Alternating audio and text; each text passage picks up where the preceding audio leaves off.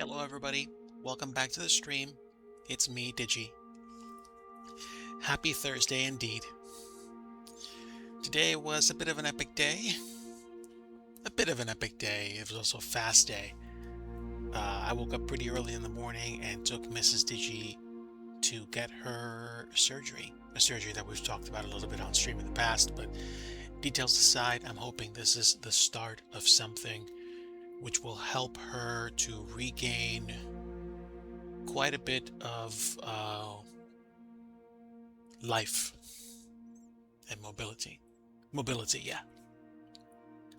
So hello everybody, welcome back to the stream, and welcome to those in the U.S.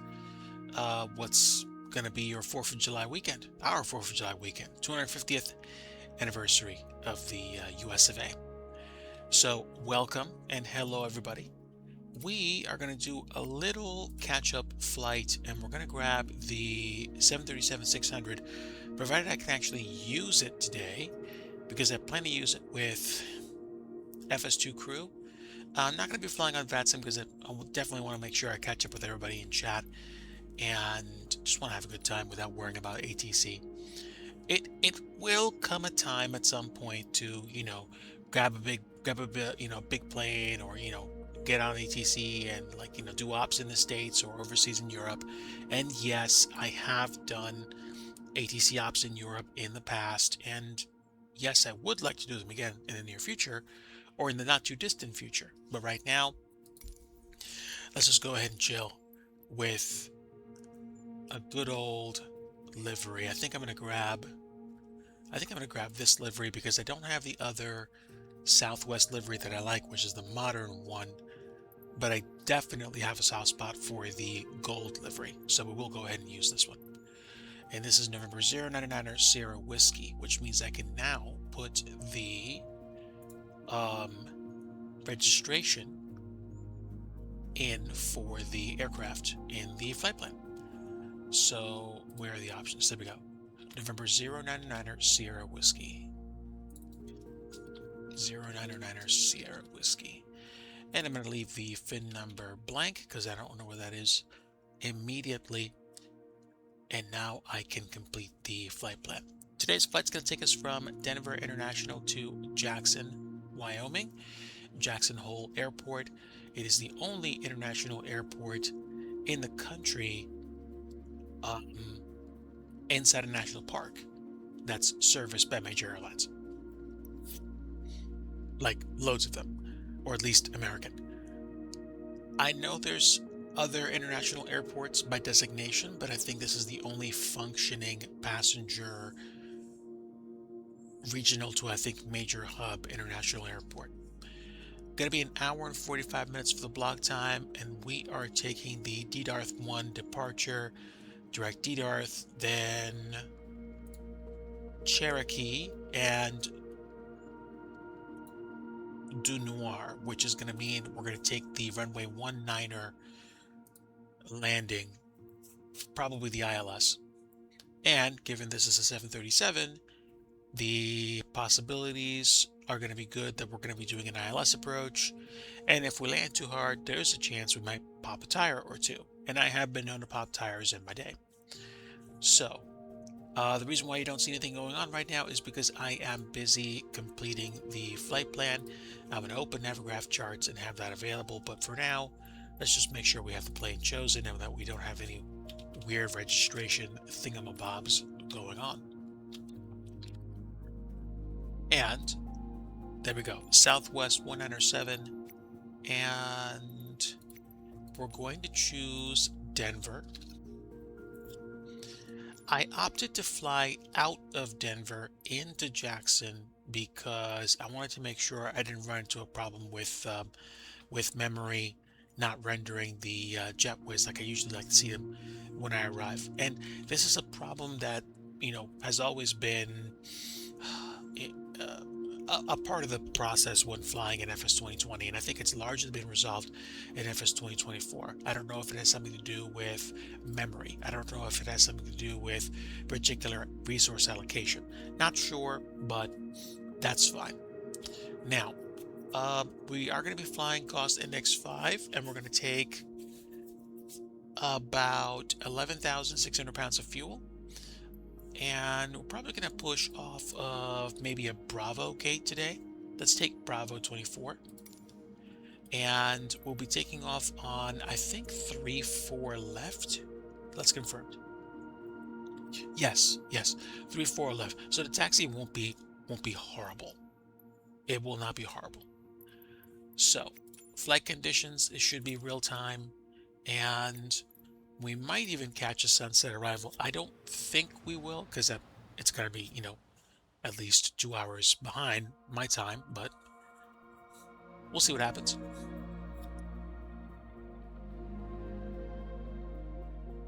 Yeah, but Mrs. Digi got taken care of by some wonderful staff. The process was very very efficient and quick, and now she's resting. And I'm running on about 3 hours sleep. So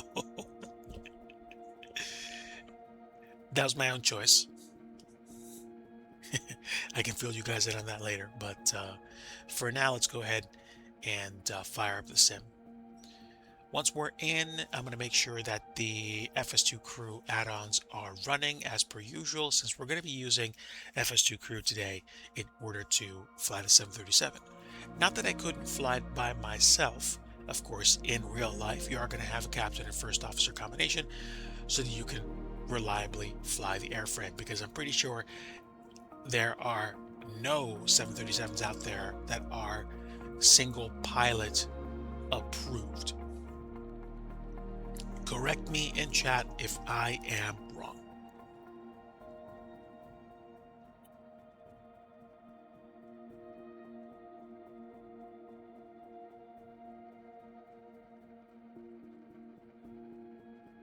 Also, let me double check something.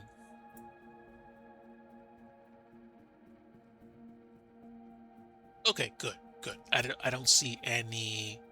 I do not see any ARAC updates.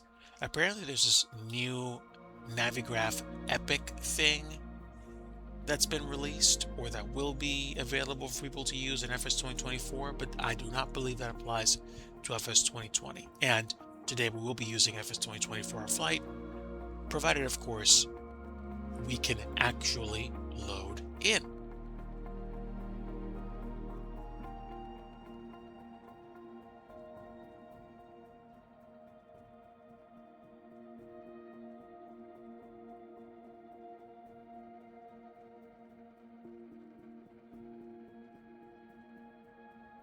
It is loading slowly, so I don't think we're gonna have a problem. I'm guessing it's been a while since I flew the 737, and there was an update that I applied some time ago, but I haven't actually used it since then. To say nothing of the fact that there have been some um, maintenance updates to FS 2020 in the past. I think, like, of the 3 or 4 times I've flown, at least once and maybe twice there have been small updates applied, like a couple hundred megs, maybe 500 megs to to I guess, fix bugs or make sure systems are consistent across the board, probably for default aircraft or for any systems that get used.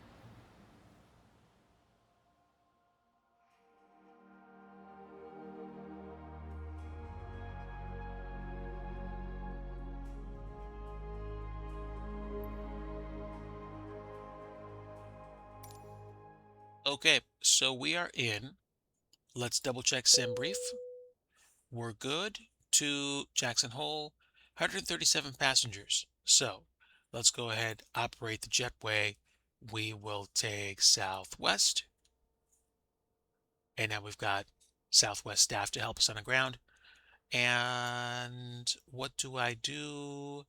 I'm probably going to go up top and begin turning this bird on. But remember, this is a 736 that I have with FSU crew, which means I can get an FO to give me a hand. Um, right. So we're going to do animated FO BMDG 737 SOP 3. And do I want ground power? Actually, yes. Okay, so let's launch the application, and hopefully I didn't just bork my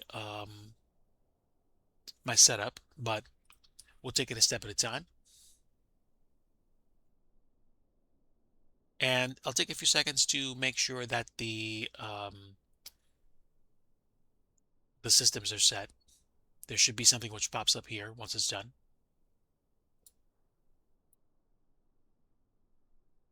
Yeah, there we go. So voice control, and I think it's voice control with a trigger. So there's a trigger button that I use. So with this running, I'm going to go ahead, move this window over here, double check my settings, should only take a few moments. And secondary key button, I don't know if it's changed at all. Okay, it probably did. So I'm going to double check. And today, since I'm not flying on VATSIM, I'm going to go ahead and use the button that I usually reserve for the push to talk key for that. And hopefully this will not come back to bite me. So let's do a new key assignment. Okay, you know what? I probably don't have to worry about that. I think I can just do this. Push a different button.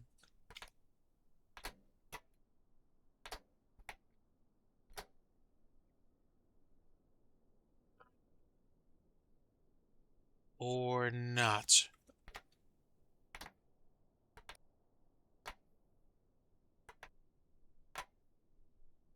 All right, so actually, pretty good opportunity for me to double check what my keybinds are. Stand by. Controls, controls. Go back to the joystick and search by input. That's spoilers. Search by input again. That's elevator trim. Elevator trim. I don't want to be messing with that when I'm flying, obviously. And what's this button all the way over here? Ooh, nothing. Fantastic. So we'll use that button for the callouts. Right. Restart voice recognition key, secondary key button. Okay, secondary key. So we're going to choose it. All right, 1, 2, 3. Um, oh, really?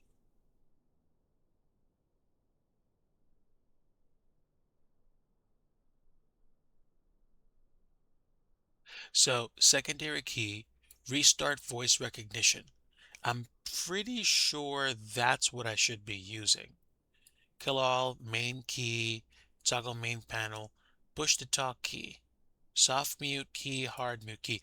Okay, I'm gonna try the push to talk key because I don't think that's it, but I'm gonna try it anyway.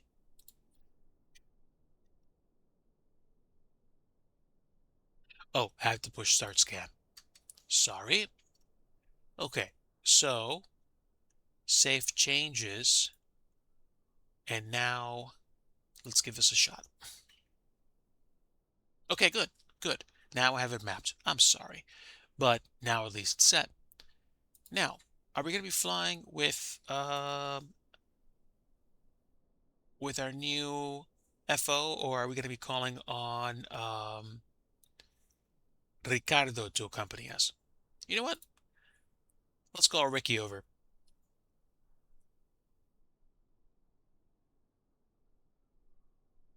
Yeah, yeah, I'm good with that.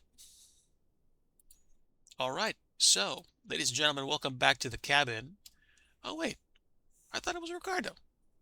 I guess I didn't save my changes. Well, looks like Stephanie's going to be helping us out today. That's fine. That's cool. So, we have the flight plan and there's full GSX integration. So, with that said, don't want to waste too much more time. Let's get going. Let's get this show on the road.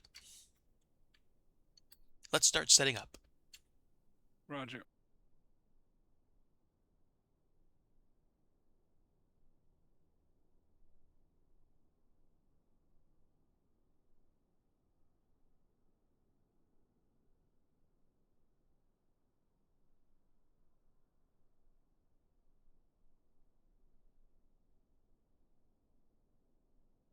Okay, so we are getting set up now, and I believe that our first officer is also going to be handling some of the setup. She's running tests as we speak, and we'll probably even get the APU turned on. Meanwhile, I'll go down here and start getting everything ready. Now, there are some actions that she probably won't do. We do have the jetway connected, so I won't have to do that. And I believe we have a GPU already available. I don't think we do. So that's fine. Let's see. GPU cart request.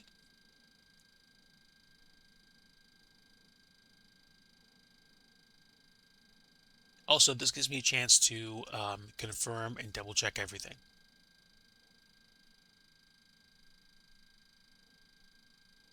Okay, so ground power is connected and wheel chocks are set. The jetway is connected, so I'm not going to worry about that. And let's see what the payload is going to be. Now, we have a max passenger manifest of 130 passengers. So we'll work with that. The payload's going to be around 31,400 pounds. What about cargo? Cargo is 7,400 pounds. So let's see. I would say 3,000 in the front and 4,400 in the back. And that's it. Now, zero fuel weight is going to be, it's supposed to be 113.5. It's 114.2. And I'll take this number over what my flight plan has. Let's make sure fuel corroborates with what we need. The maximum fuel that we can take is not that different from the block fuel for the flight. So I'm going to go with the max number, which is 12.9. It's a pretty quick hop, so I'm not worried about it. And zero fuel weight's still 114.2. APU on the buses. And there we go. There's the APU coming online, so that's fine. It is what it is. I'm not going to worry about it. As long as we get everything going and we get out of here pretty quickly, and we've got about 28 minutes on the clock before we actually get out of here, I think we should be fine. I think. So we have fuel set, we have payload set, and now we can get the FMC started because we have power. So reference airport for today is going to be Denver.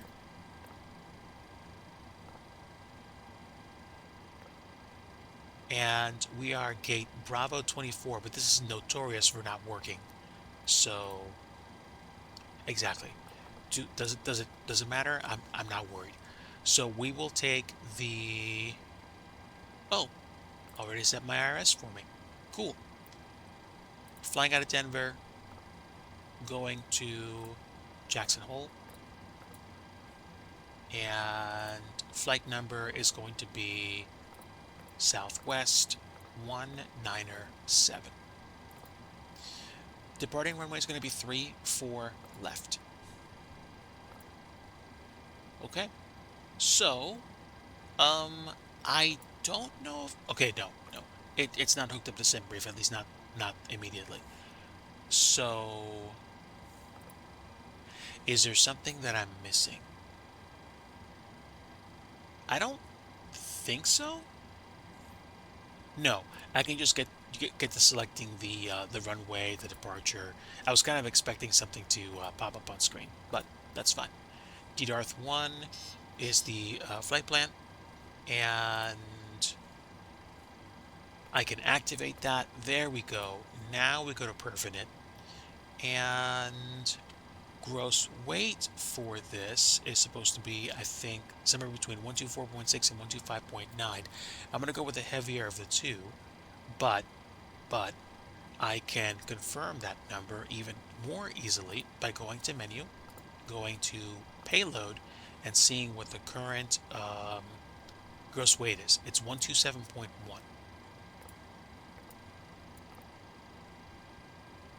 So 127.1. Let's see if this works.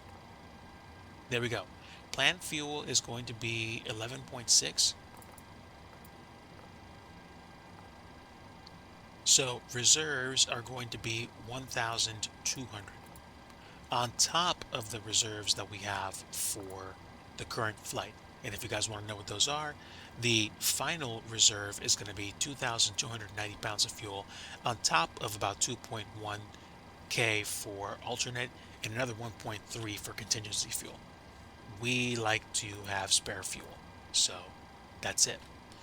Max cruise is going to be flight level 400, which seems incredibly excessive for a roughly 1 hour 15-minute flight, but there's a reason why, so I'm not going to challenge that. Now, cruise winds are going to be 217 at 029er.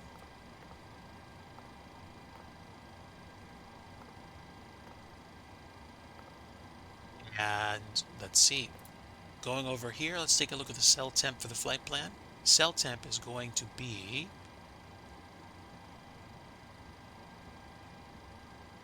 what is it?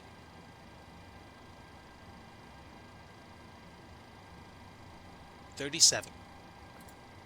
Cell temp 37,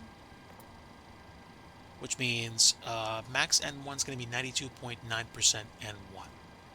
So we have takeoff, and then we have a climb 1 setup. Flaps, we have chosen flaps 1 for departure. I think the runway is certainly long enough for that. And CG is going to be 6.38. Now,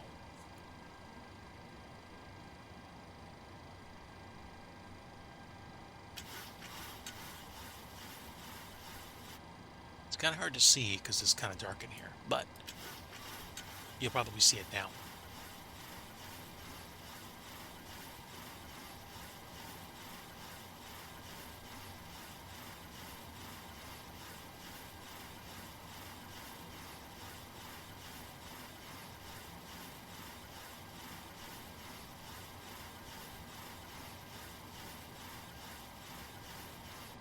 It's pretty close. Yeah, I'd say that's fine. Okay, so trim is 6.38. We have V1 128, VR 129, and V2 133, which means I can set 133 here for V2 speed for departure. Hit the B button because I feel like cheating for altimeter calibration. And we'll be taking off today on runway 34. 34 is available in the chart for the airport. Hi, security and safety check are all done. Are we good to start boarding? Go for it. Thanks. Okay, so the FO is going to handle some of the boarding operations, and I'm going to make sure I tailor this for departure. 353 I'll set as a course heading all over the place just to make sure I'm good, with the exception of the FO side, because I usually put the course heading for the ILS, and I'm going to take Zulu from, where's it from, Dunor?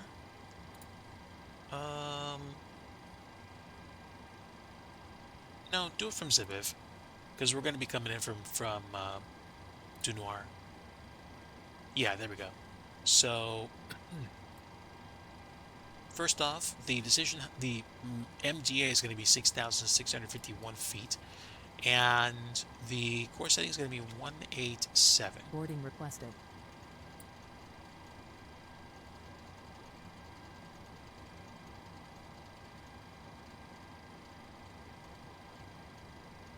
There we go, 187. And for the departure, we're going to be taking the way 34 left to a max climb of 230 before we go higher. So 230 is the initial climb, with 400 is the final altitude. I want to pay attention to that.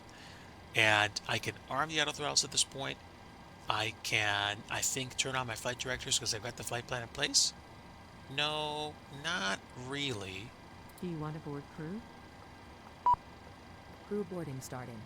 Okay, so the crew is going to be boarding, and I need to make sure that the actual flight plan is complete. So let me get back in here and get to work. We've got the performance in it done, and what are we missing? The legs go all the way out to Darth, so I need to go to, I think, Cherokee at this point. Direct Cherokee, direct to Noir, and then from there we're going to be taking the ILS Zulu 19er and straight from Zibiv, and that should take care of us.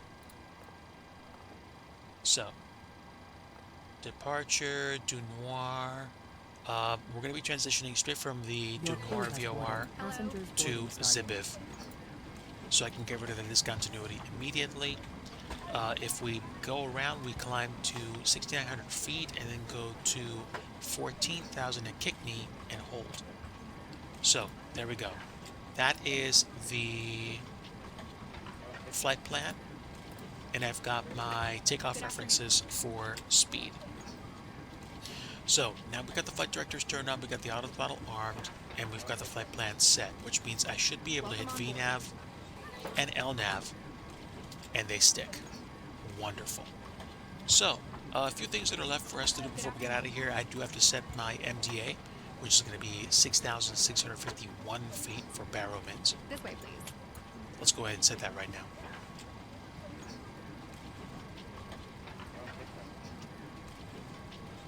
It's going to be quite a bit of climb. Good afternoon.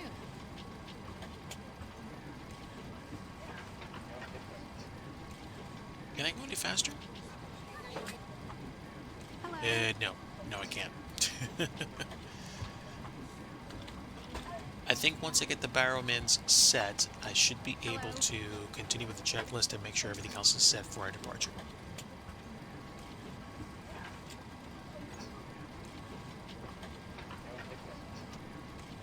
May I see your boarding pass?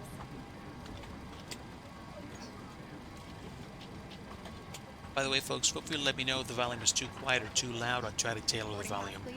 so that it's a better experience.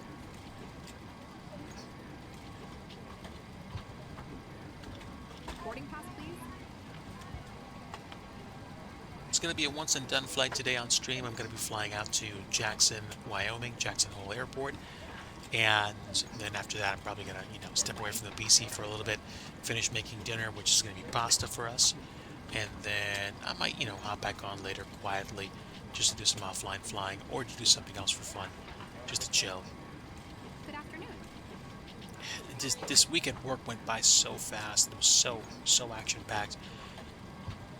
I don't know if anybody else, goes hard on or all in on doing the best they can at work, and it's just like you get to this place where you're like, wow, your brain kind of wants to just check out. I mean, at least that's how I feel. Okay, looks like we have finished boarding our passengers, and now I just need to make sure my barrowmans are done. It's kind of crazy how quickly everything wrapped up. We still have about 19 minutes before we have to push off the block if we're going to have an on-time departure. And I'm almost done setting my barrowmans. This is taking a long time. Okay, right on the nose. 6,651 for the baro mins. Let's get the traffic circles in place. And let's do a little bit of weather checks.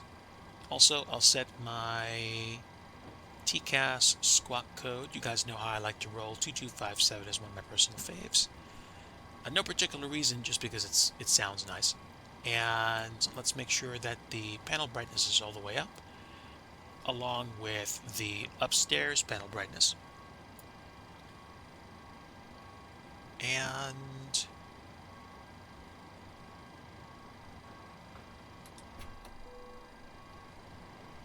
okay, so the APU gen is available, which means I can go to APU gen, get the battery on the bus, and we can disconnect the GPU. Also, I'll go upstairs to make sure we're all set. We are nav, IRS should be aligned. Let's go ahead and do some tests. And devices. Okay, so dome lights off. And let's see, we'll turn the yaw damper on unless, of course, I need to make sure that I'm doing this by following due diligence. Give me a moment. I'll try to find my checklist and then we'll proceed. Okay, I did find the checklist PDF for the 737. So now I can start doing things like the before start originating checklist and make sure that our departure brief is done. I usually have the AI take care of it for me.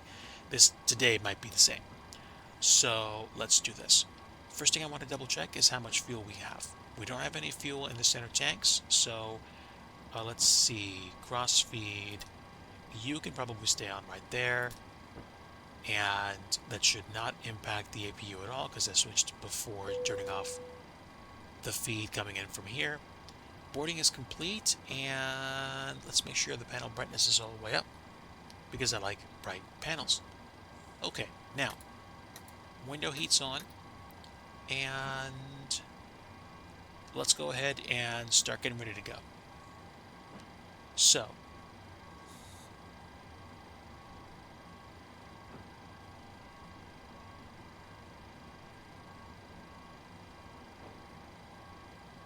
let's see, we've got about 17 minutes left. Is there anything that I am missing before setting everything else up? Well, I'll do my flows for now, and then we'll figure out what to do later. My flow usually involves turning the yaw damper on and getting fuel pumps turned on before pushback. Usually only one is fine for the APU. Since we have the APU gen running with the APU and the batteries on the bus, I should be able to dismiss the GPU at this point. So I'll call up GSX and have them dismiss the GPU if at all possible.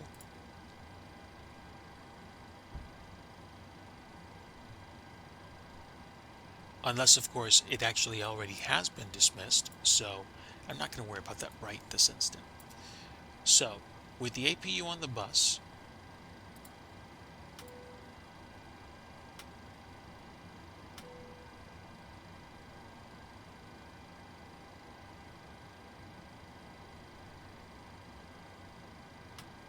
now I think we should be ready to go, or almost.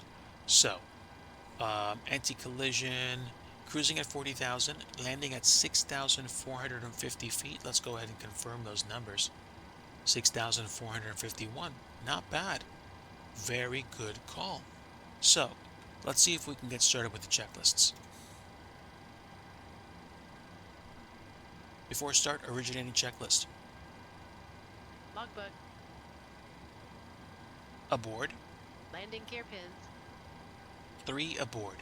Fire warning and overheat. Checked. Start levers. Let's double check the start lever, shall we?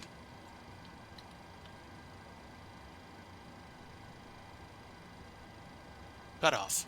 Stab, trim, cutout switches. Normal. Lights test. Checked. FMC. Programmed. Programmed. Briefings.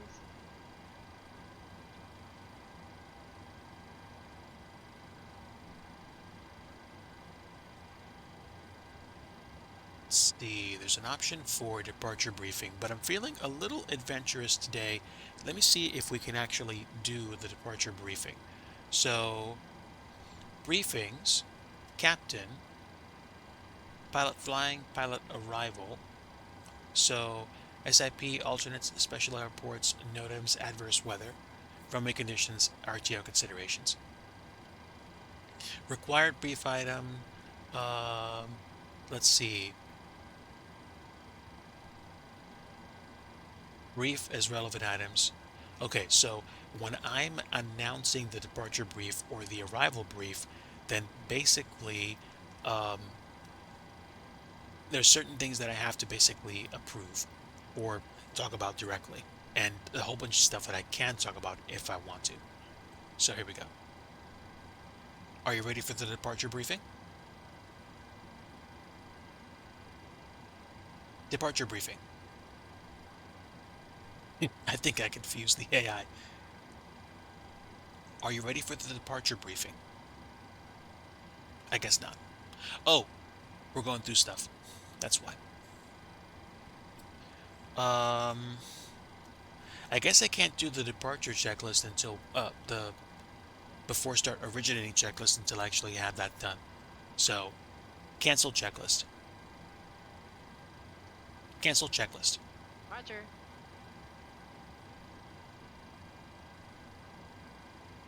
Are you ready for the departure briefing? Go ahead.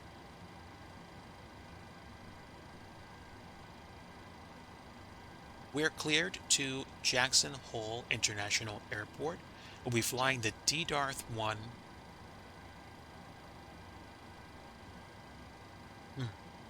Let me be more terse. Clearance is filed. MCP set. FMC route. DDARTH 1 departure. Engine failure procedure will climb and assess the situation once we climb to sustained altitude.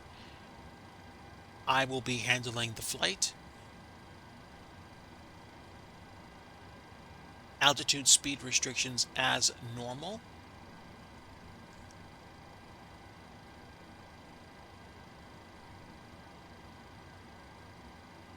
On departure, if any major problems occur on rollout below 80 knots, we will abort takeoff. Any questions? Any questions? No questions. Okay, so I think that takes care of the departure brief.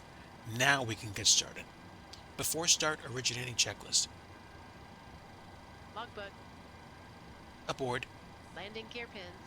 3 aboard. Fire warning and overheat. Checked. Start levers. Cut off. Stab, trim, cutout switches. Normal. Normal. Lights test. Checked. FMC. Programmed. Briefings. Complete. Oxygen mask and quantity. Checked. EECs. On. Navigation switches. Normal. Display switches. Auto and normal. Auto and normal. Fuel. Let's double check what the fuel is.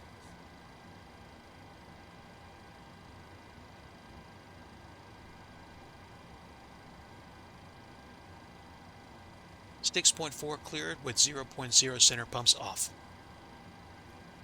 Set and checked. Passenger signs. On. Window heat. On. Hydraulic pumps.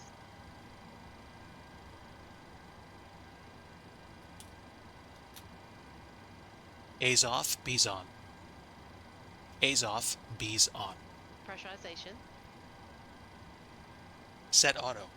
Flight instruments. Set and checked. Auto brake.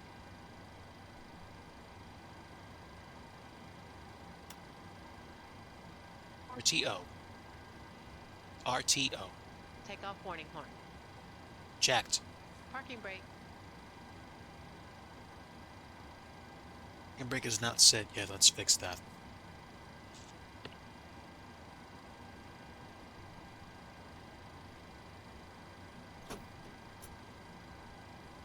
Set. Transponder.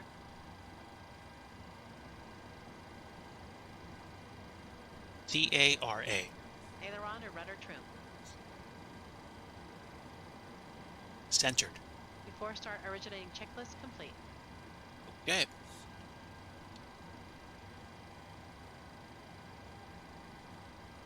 So we've got about 9 minutes before we get out of here, and this is kind of rarefied air for me. I'm usually not that ready that fast. Let's see. Verify takeoff speeds. That's fine.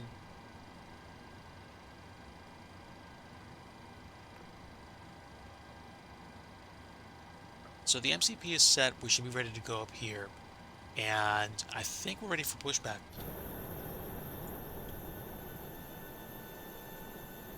No one's here.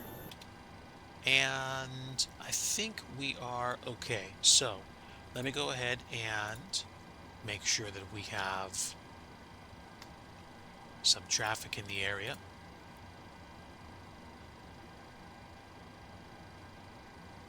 Where are we?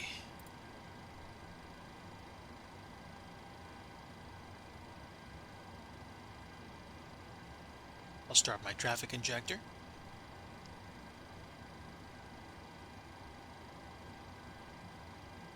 And that should give us some traffic in the immediate area. Okay, so now I should be able to push back.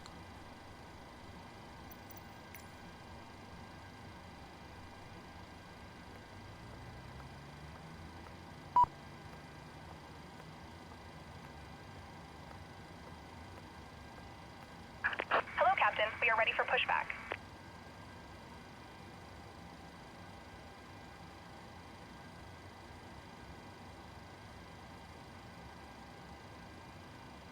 Four-star checklist. Logbook.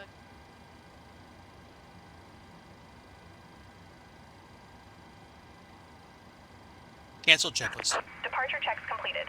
Bypass pin inserted. Aboard. Set and checked. That's weird.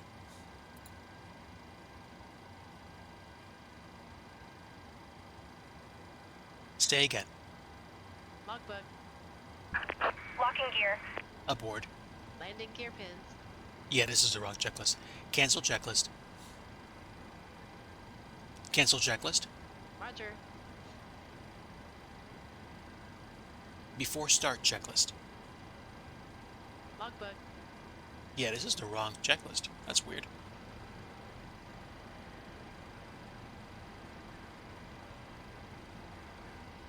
Cancel checklist. Cancel checklist. Roger. Okay, yeah. Something is a little bit off. We did the departure brief.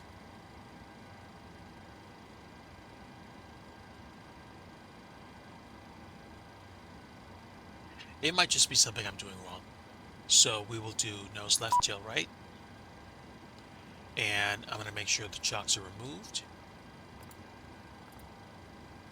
It's okay. These things happen. I'm not worried about it. Release parking brakes, please. Okay.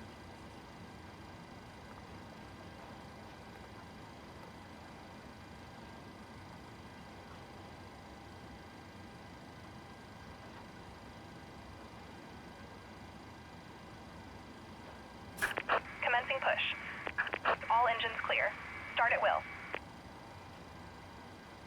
Okay. For some reason, we're not doing the before start checklist before we get out of here, but FMC is definitely programmed. My briefing's complete. Oxygen. Actually, we went through all this stuff already, with the exception of... No, we actually did the checklist. That's why. Of course. All right, so no time like the present. Before push checklist. 0 fuel weight. Set and checked. Takeoff weight. Set and checked. PWB remarks. Reviewed. And ones. Set and checked.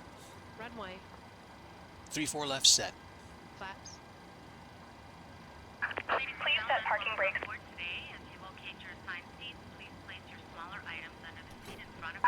Waiting your confirmation for a good engine start. PWB1 CDU1. V speeds. 128, 129, 133 set. Stab trim. 6.42 set. Minimum cleanup altitude. Set and checked. Flight deck door. Lights out. Before push checklist complete. Okay, so now I should be able to get her to start the engines.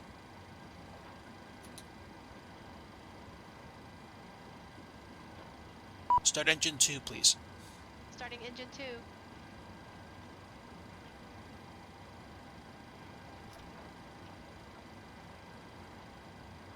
Okay, and while we're waiting,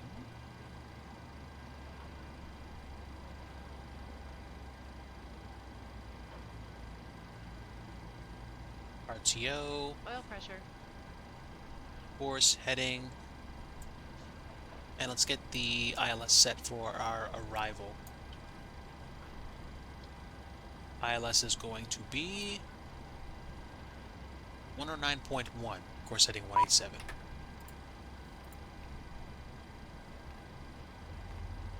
Light off.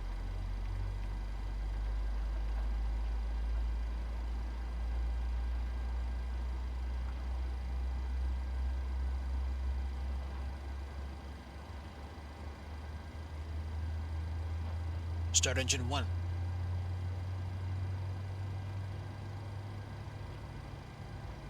I'm hoping that command is queued for when engine 2 is done.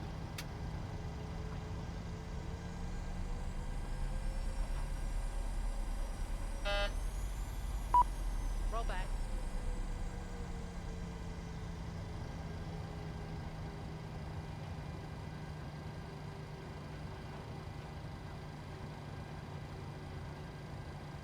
Definitely rusty on my on my checklists, that's for sure.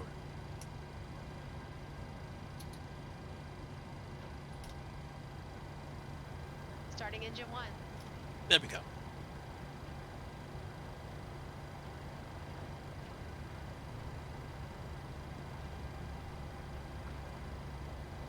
Stat flaps 1. Flaps 1. Oil pressure. Alright, and as soon as I see the EGT spin up for engine 1, I'm going to call it.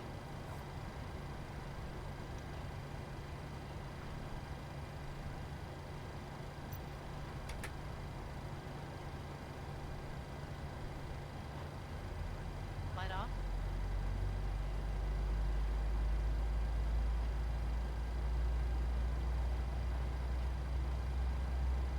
There we are. We're good.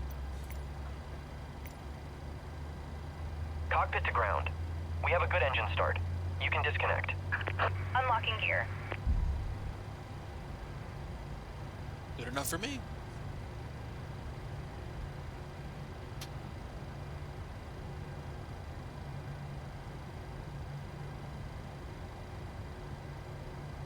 Roll back.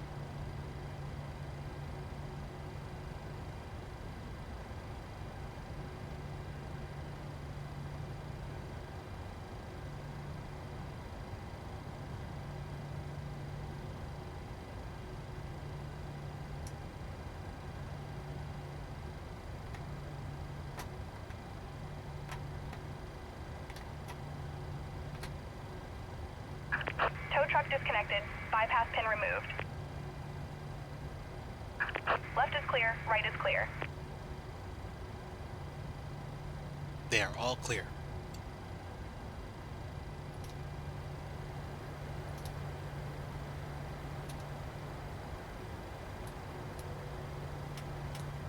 Okay, I see the gear pin. Thank you very much, ma'am.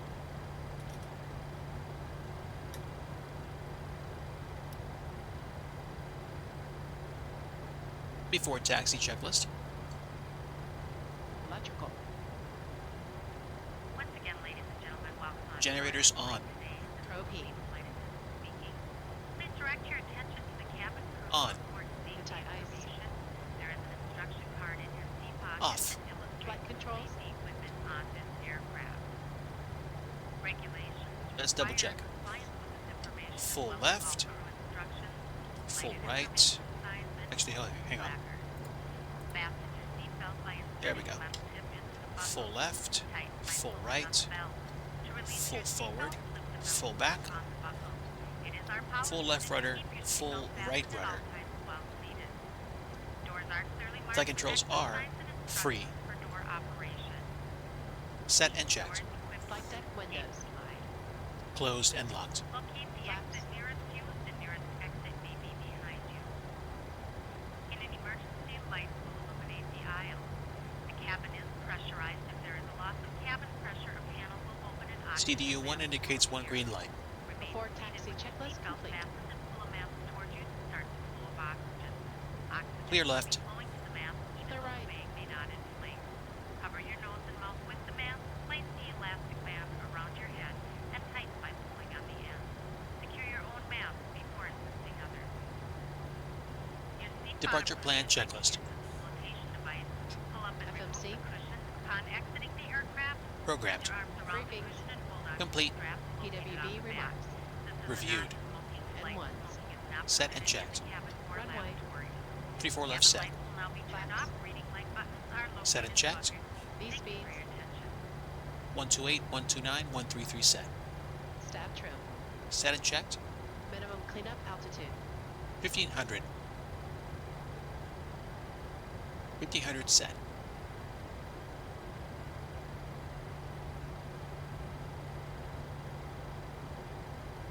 Okay, so for a taxi rollout, we're going to be taking the green line to, I think, Bravo Sierra, then Foxtrot, then Whiskey Alpha. So, let's go ahead and release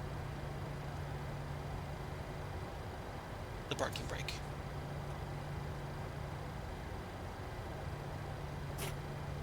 There we are.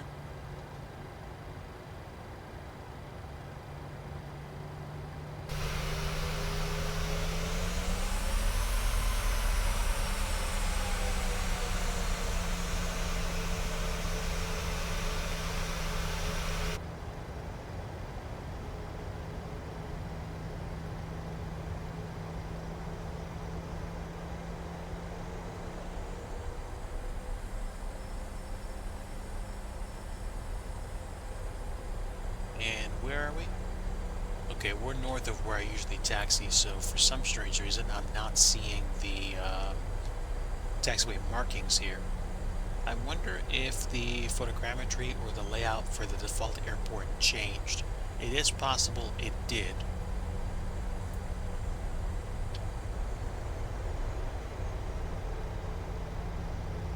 Let's just go ahead and get lined up here.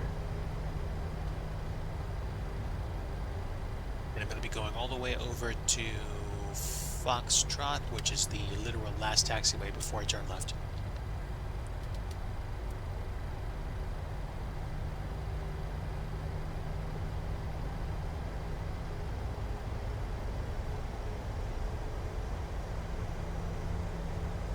It is very, very likely that the same problem that happened to places like Dallas-Fort Worth happens here in Denver. Unless I'm wrong.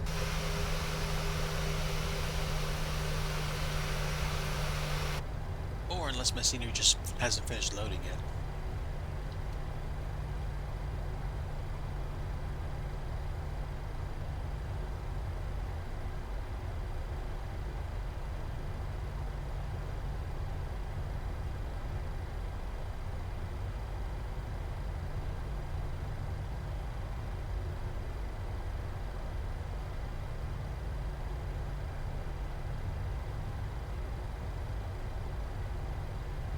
I know. I forgot to get the latest imagery. That combined with the fact that... Actually, did I do it right? I don't necessarily think I need the imagery to do everything I need, but hold on. We're going to turn here, I think. This is Whiskey Alpha. Yeah. And from here I can go straight to 34 left. Hopefully this flight's not going to be borked. Approaching the departure runway.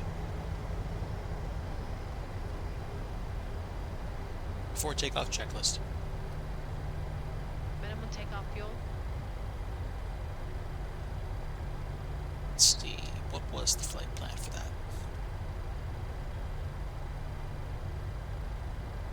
Minimum was 11.1, and we have at least 12. Verified. Departure plan. Complete. Attendant notification.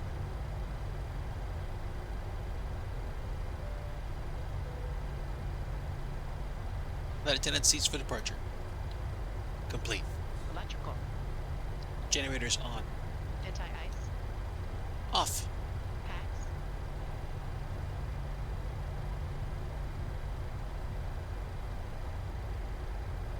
Auto. Bleeds.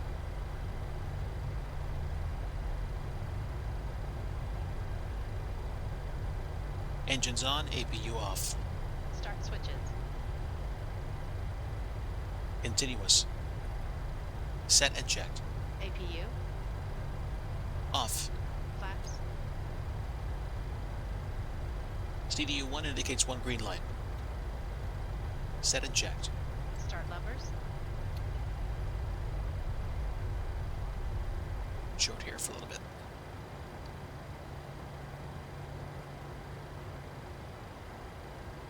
Idle. Recall.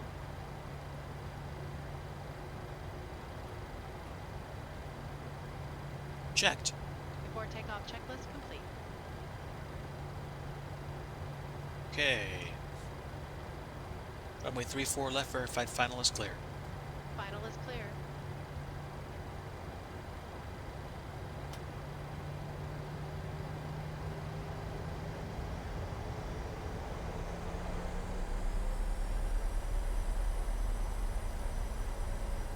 Okay, chrono. Takeoff lights.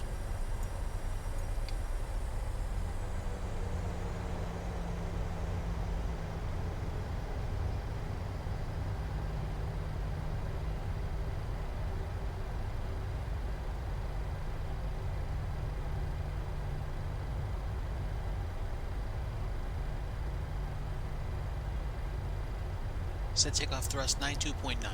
Thrust set.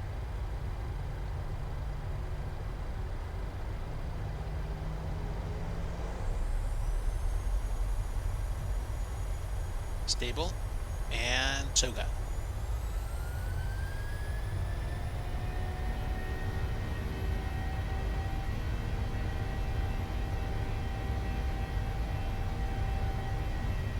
Speed's alive. 80 knots. 80 knots. Scene. Threshold.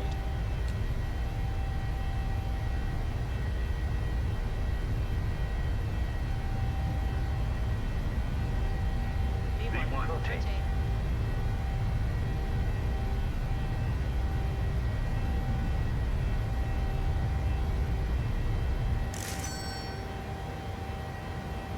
Positive rate of climb. Landing gear up. Positive rate. Landing gear up.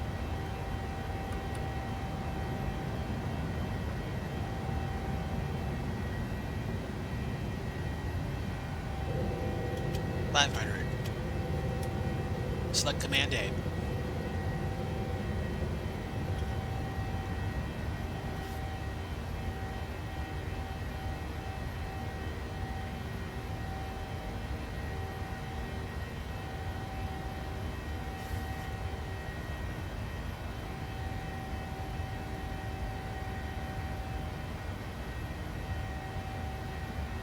More cowbell.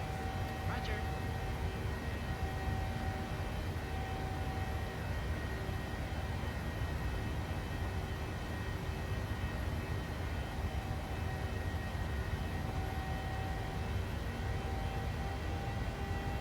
Alright, there we go. So VNAV, LNAV, Command A.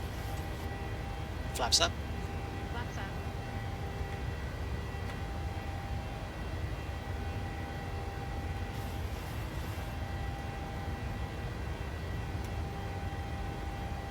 Okay, so landing lights. We're not at 10,000 yet.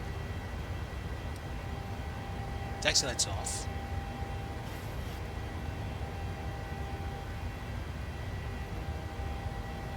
Make sure Gen 1 TR1 is set. Quick gander above.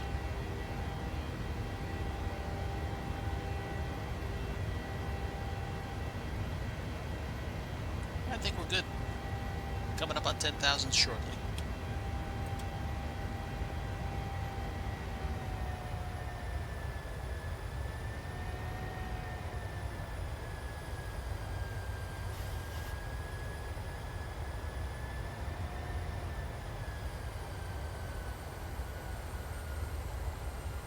Almost there.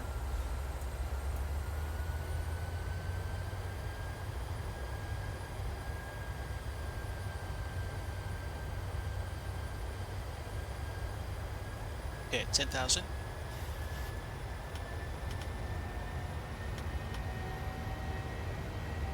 Heading lights off. Start switch is off. 10,000 feet. Climb checklist. Pressurization. Checked. Start switches. Off. APU. Off. Climb checklist complete.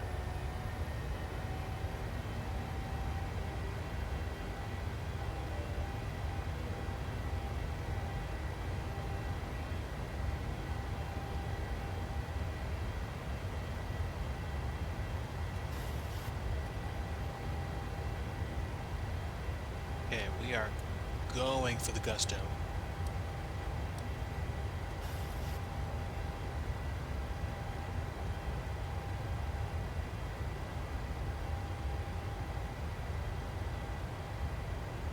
Set altitude 40,000. 40,000 set.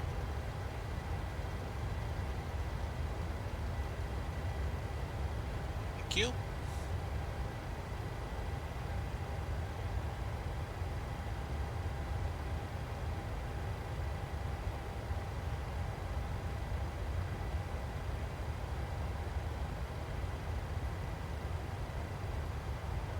Instead heading 331. 331 set.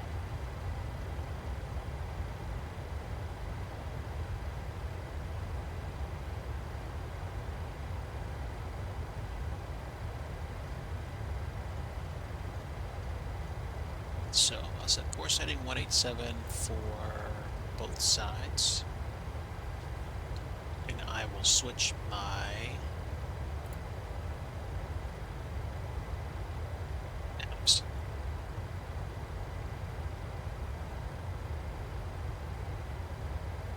Is what it is. There we go.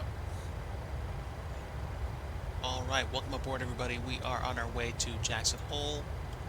Departed Denver, but I forgot to turn on my map enhancement mod, which usually gets me the latest ping imagery. So hopefully it's no more than just an issue, but at the same time I'm not worried about it per se, as long as Jackson Hole is good and my freeware scenery for it still loads. We are crossing 180 standard altimeter. 18,000 feet standard set. Standard set.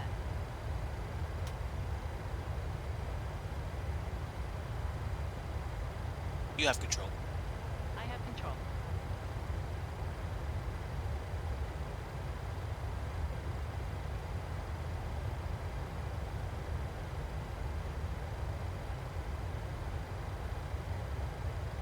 And to pass the time, might as well brief the approach into Jackson Hole, since we are already on the outbound leg.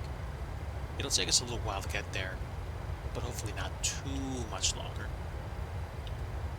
To get to Jackson Hole, we're going to be going on the ILS Zulu approach, runway 19er at Zibiv.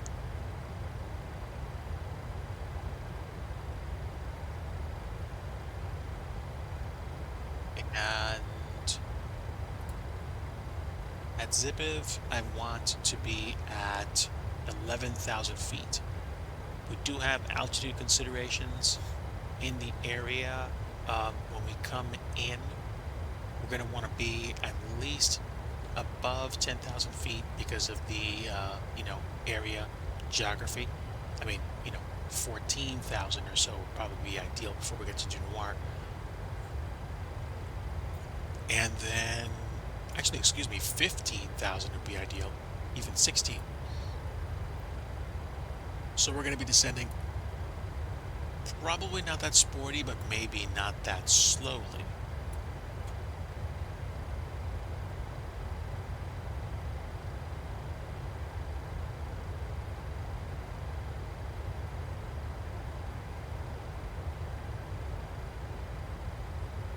I think that's it.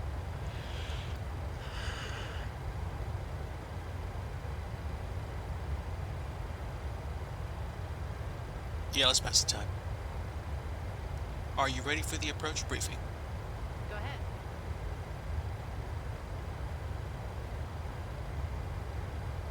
We'll be landing at Jackson Hole International Airport, runway 19er. There is no arrival for the airport, just the ILS Zulu direct from Dunoir to Zibiv. We will land and the runway is 6,300 feet. In the event of a missed approach, we will climb to 6,900 feet and then make a climbing right turn to 14,000 and proceed to the Kickney waypoint and hold.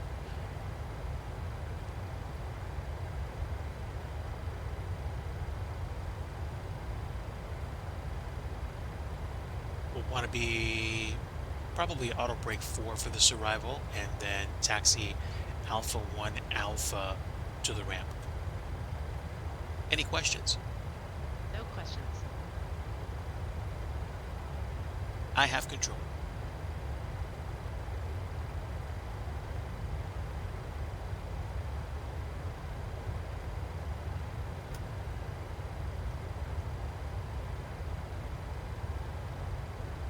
You have control. Okay, so literally the next thing to do is just to get the descent checklist ready. All right. So again, good afternoon, everybody. Welcome back. Clearly, I have a bit of de-rusting to do with FS2 crew, timing, and appropriate ops. I'm always like so behind the ball when it comes to getting myself set for departure that when we wrapped everything up that we had to do, we were literally like 10 minutes early to get out of the gate. So is what it is. I forgot that I did some of those things beforehand, which is why I felt weird when there weren't certain things that were being asked of me.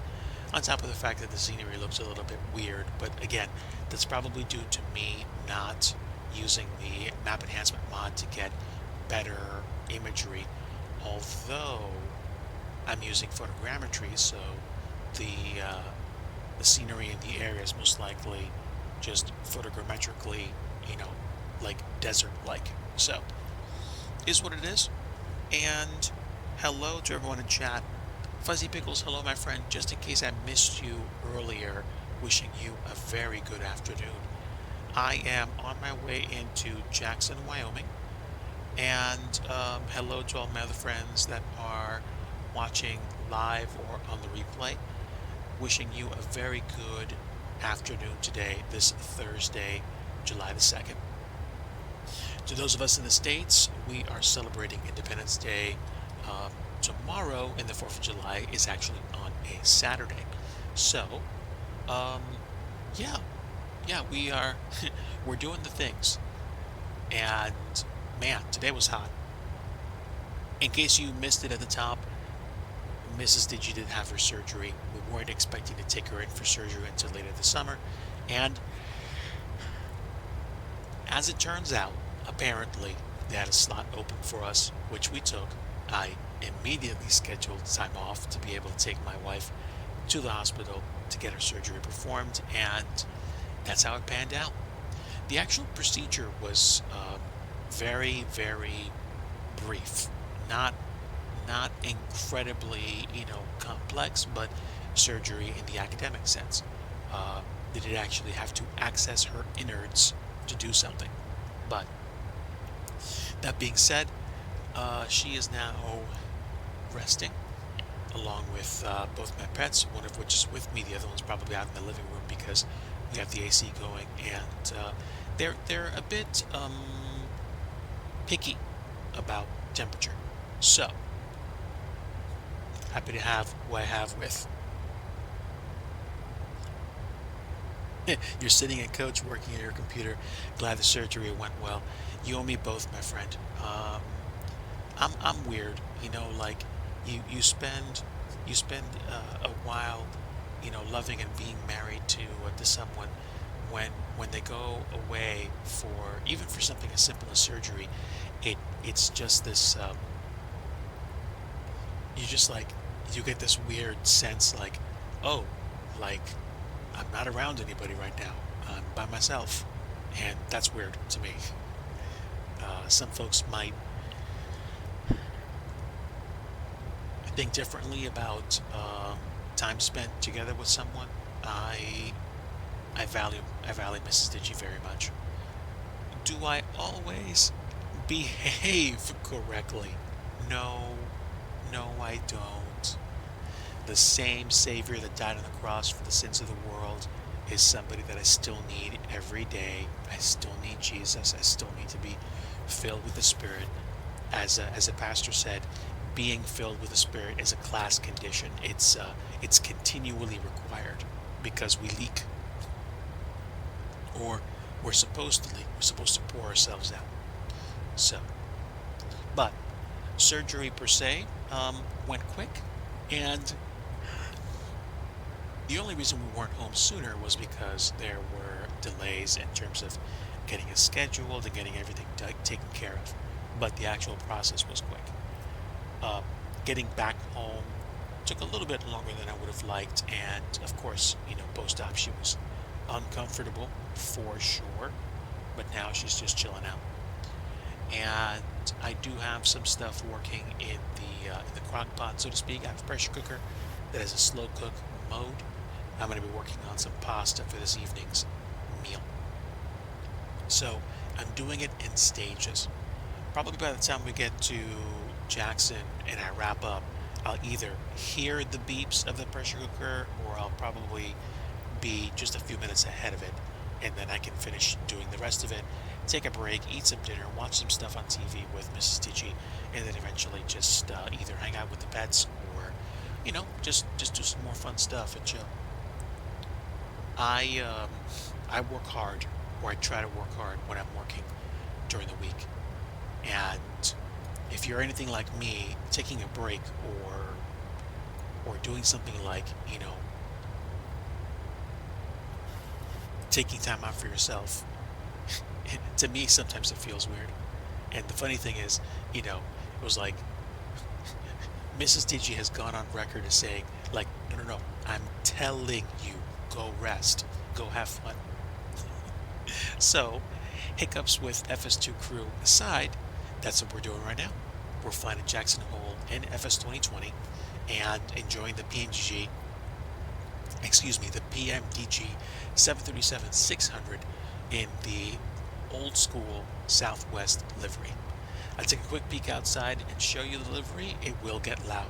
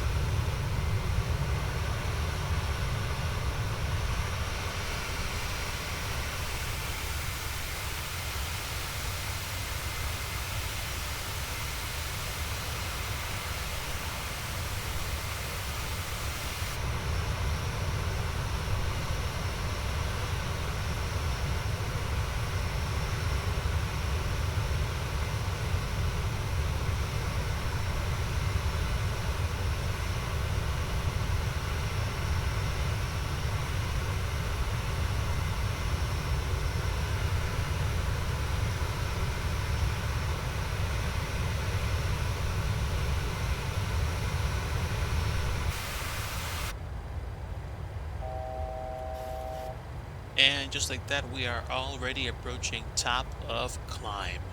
After we get to top of climb, how much more time do we have? Top of descent's going to happen in about, I'm going to say like 15, 20 minutes with a current cruise of like 435 knots over the ground. Probably even faster once we level off. I think we're okay. Now, for the uninitiated, this is Microsoft Flight Simulator. This is a reboot of a classic Flight Simulator series from Microsoft, originated by Sublogic back in the 80s. And today I'm flying the 737-600, which is what I pretty much call like a turn of the century variant.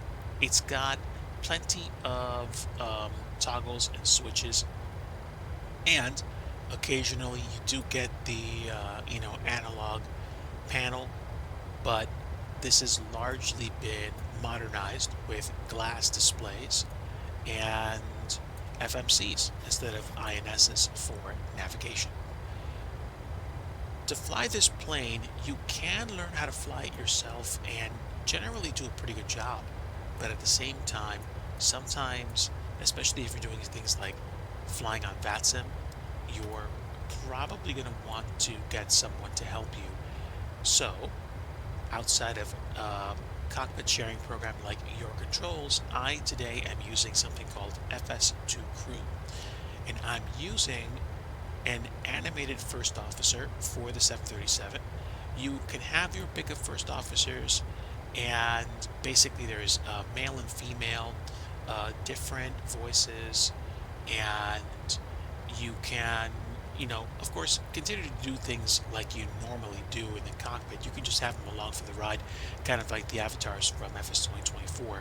But in my case, with the 737, I've gotten adjusted to having them provide some assistance in helping me get the bird ready for departure, for landing, and that's, to me, a more favorable and more enjoyable experience, because basically you have help, and you're basically flying the plane like a two-person team, and that's beneficial in my book, because basically it helps you understand what it is you have to do. Now, let me take a look at the ILS Zulu approach for 19er at Jackson Hole. The final altitude for the approach is going to be 8,000 feet, after which we're going to descend via the glide slope. So I'm going to go ahead and set the altitude on my MCP from 40,000, which we've just reached, to 8,000. Set altitude 8,000. 8,000 set. And as you can see, the first officer is setting that for me. Set heading 279er. 279 set. There we go. Course heading is set for the arrival into Jackson Hole. Course heading of 187 is required for the ILS approach.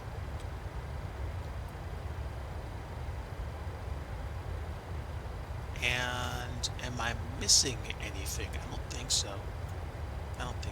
At least not right now, anyway. Yeah, I apologize for being a bit, actually more than a little bit unprepared. I usually am more on top of stuff.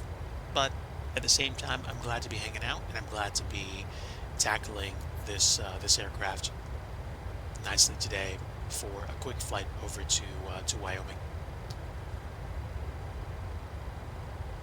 Okay, so in about probably another 10 minutes, 15 minutes or so, we're going to be beginning descent.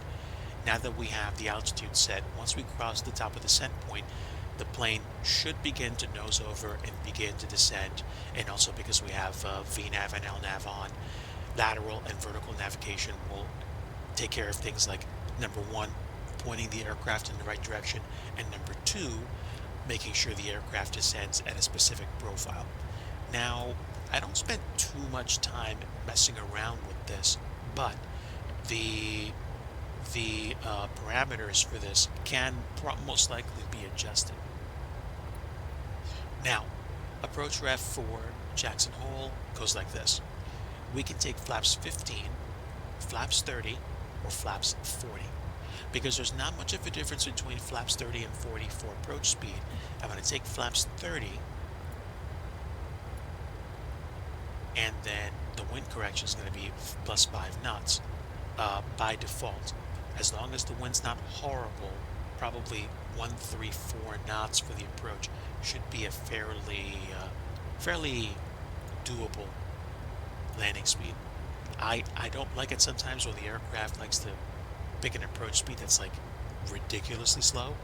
So I think that usually happens more with the Airbus, or at least my lack of experience with Airbus flying, than the 737 or the Boeing family. And of course, you guys know I spent an extensive amount of time over the years flying the 787 in the sim. And to those of you that are new to my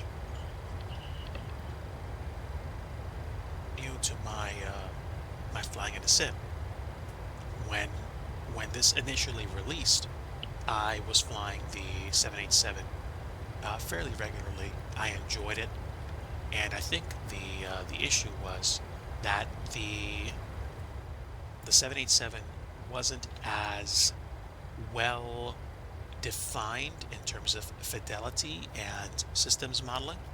So basically what I did was I used a mod called the Heavy Division mod, which took the full-size 787-10 and allowed me to fly it more like a more systems dense aircraft. It didn't model absolutely everything, but there were plenty more switches you could flip and move around to have a more enjoyable experience.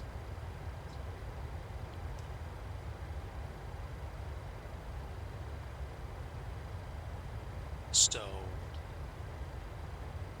let me adjust volume because I'm talking too loud. Yeah, I want to make sure that Mrs. Digi's taken care of.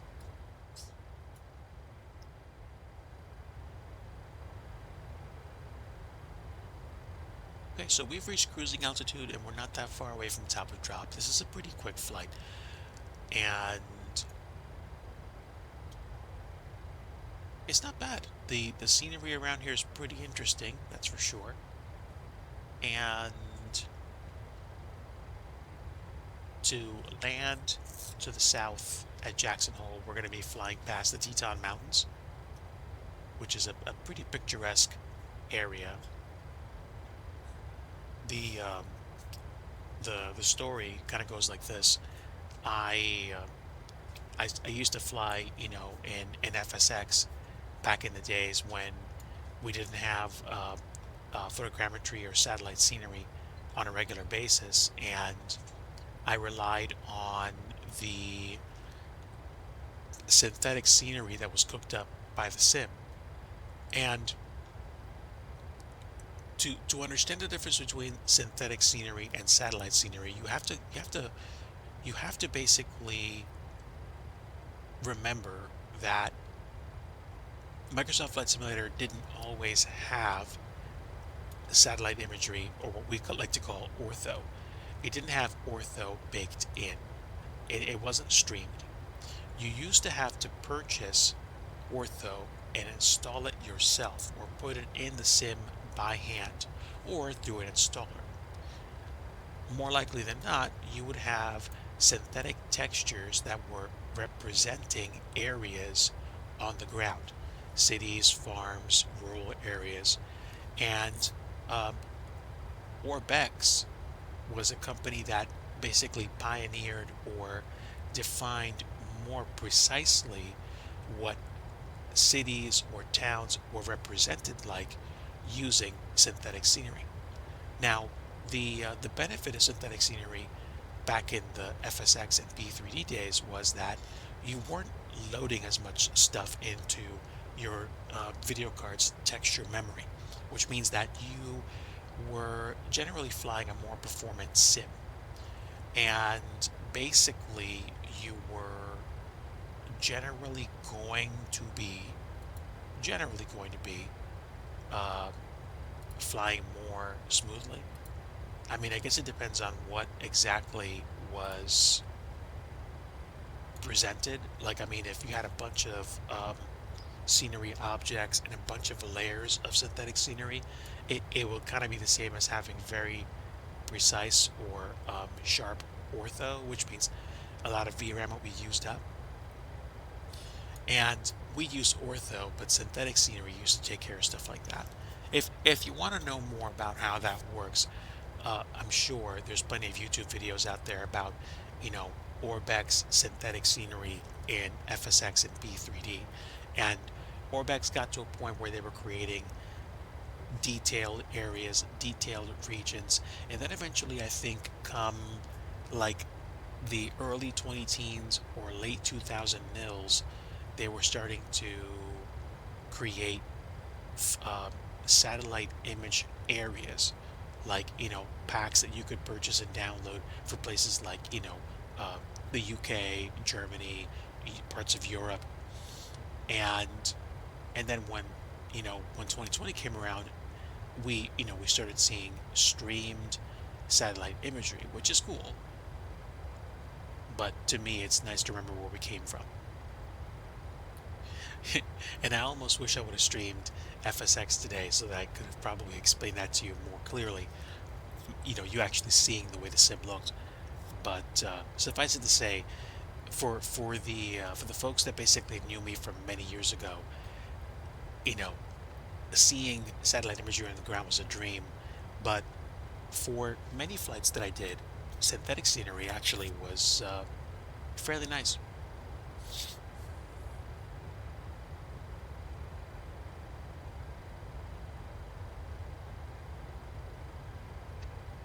I think there was a point that I was trying to make with synthetic versus ortho scenery, but suffice it to say, nostalgia to me is remembering when we didn't have that stuff and when satellite imagery was a bit of a novelty and something which wasn't expected or wasn't expected to look this good, this sharp. And for some weird reason, my copy of FS2020 doesn't like to do scenery specific stuff well when I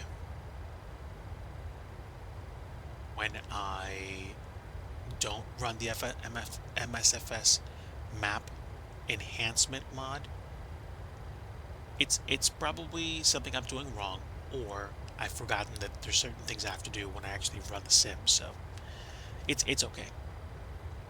I usually try to spend time doing scenery development as well. There's some airports I'm trying to finish, but I'll be the first person to admit I've been lax in doing that lately, and there are reasons why. One of the biggest ones, of course, has been me being busy with caring for Mrs. Digi and also being busy with working. Now, work is something that I think I can control a little bit better, but admittedly, there's been a lot of a push towards getting certain things done in the recent months. So, as you can imagine, you know, you burn through creative juices writing software, because I'm a software developer. You get to the point in the day when you finish and you're just kind of like a little bit cooked, and it's difficult to put in a bit more time for creative process, even if it's streamlined, even if you're just putting buildings down, because your brain, at least my brain, it wants to rest after a while. So it is sometimes difficult to put yourself into the right frame of mind so that you can actually do what you want to do in terms of creating programs or creating you know, digital assets. I'm not going to lie and say it's utterly easy all the time, and I've said this many times before. People that are wanting to learn how to create scenery, you're probably fairly quickly going to butt up against some some developers that basically create these epic masterpieces of scale and create, beautiful airports, excellent texture mapping, all this stuff. And you're going to look at your stuff and you're going to be like, oh my word, like I'm an absolute joke. Like my stuff doesn't look right.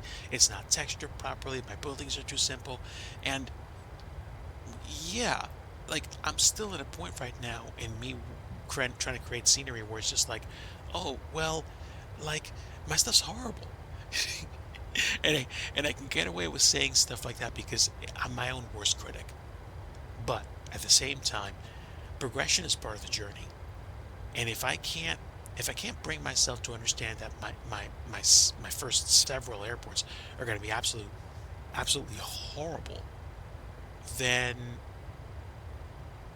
I have to understand there's no shortcut to getting good at anything. And I'm not here to debate the whole, you need 10,000 hours to be a pro at something. I'm just saying that if you expect yourself to jump into a new hobby or a new field or a new anything, and you don't actually get, your expectations kind of rocked a bit, and you don't realize, oh wow, I'm not doing this very well, then it almost makes me wonder if the question that should be asked should be, are you challenging yourself enough, or are you making measurable and reasonable progress in something you haven't done before enough? I'm of the belief that, adversity, challenge, and failure, they can combine to shape resilience and determination. That's my belief anyway.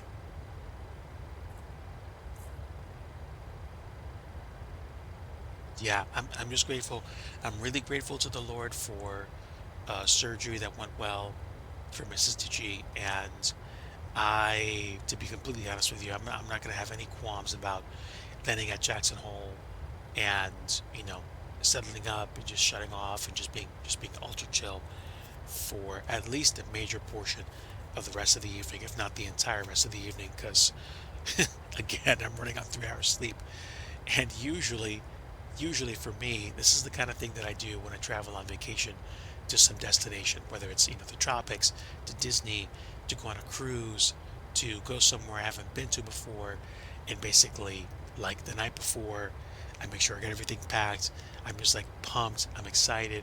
Eventually I fall asleep. I just sleep like 3 hours, and then basically I get transportation to the airport, and on the way down I'm usually zonked out for like another hour or so, which makes it possible for me to stay awake enough to get to the destination, enjoy that first night's meal, and then promptly get back to the hotel room and crash.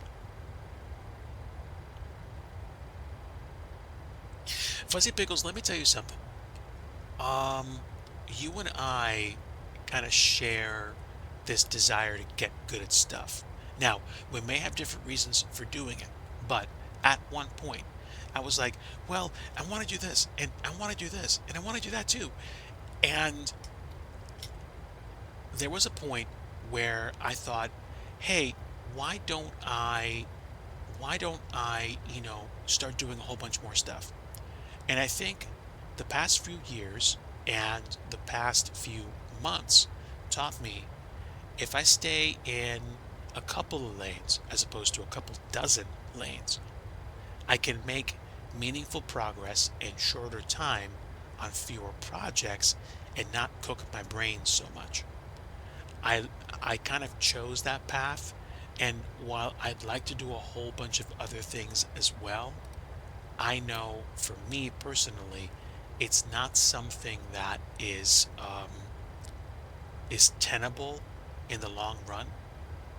And I think doing stuff like flight simulation, and maybe picking up a little bit more about software development, and maybe doing the occasional artwork or article because I actually was the editor-in-chief of my own magazine at one point. It's a nice detour, but I'm kind of locking in to a couple of things over the rest of my life, and aviation and software development are two of them, which means that basically everything else is going to kind of follow in those footsteps, to the extent that I have to choose I have to choose how to spend my time. And in my opinion, there's nothing wrong with taking the occasional break and doing something that you don't normally do. For me, I sometimes struggle with that more because I'm like, no, no, no, like I want to focus on this more. But sometimes I cook my brain doing that. So deviating from procedure, trying something new is good. For me, I get to a place where it's like, okay, I can get good at like 2 or 3 things really well, or I can learn several things at a surface level, which I can then use to pick one thing I wanted to pick out of those things, or 2 things I want to pick out of those multiple things I looked into, and get good at those specifically. Everybody has their own approach, and I'm sure there are some people that are legitimate geniuses that can do multiple things at once every day without slowing down. But I think someone once said greatness comes with a price. And I'm not sure whether that price is, you know, your brain functions in such a way that the things that we take for granted that most of us do on a normal basis are things some people struggle with. And I'm not sure if only people that are suffering from certain conditions can lock in on 50, 60 different things and be absolute experts at them, or if it's just a question of, hey, this is just how you're wired and that person's wired differently. I don't know. Could be a conversation that I'd probably reserve for future, or for a future discussion with someone in particular. We have left flight level 400 and we are coming into Jackson Hole. Believe it or not, we have a little bit of weather ahead on our flight plan. Not that much. We are not that far away from the airport. We're like 25, 30 minutes away from landing. So let's go ahead and get prepped. Descent checklist. Minimums.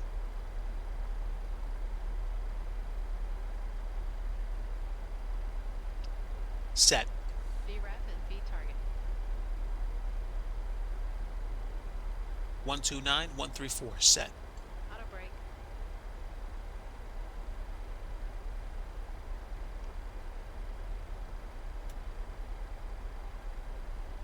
Max set. Recall.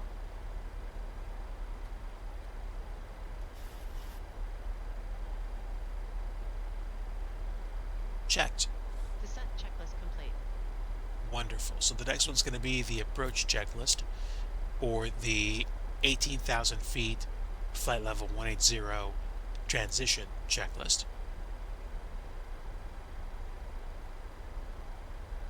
And we are coming into the mountainous portion of Wyoming. We're going to be going into the soup.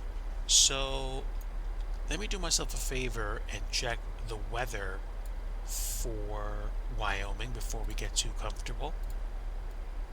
Weather is currently winds 300 at 6,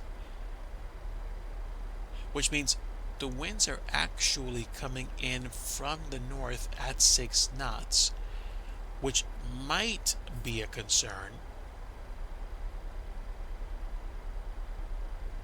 because before, when we planned the flight, the winds were favoring runway 19er. However, there's a certain amount of tailwind that I think most airplanes can support, and I believe 6 knots may be good enough. Now, whether or not that means that I'm going to be running into an issue with other aircraft that are going to be in the vicinity and taking off or landing the opposing runway, we'll see. But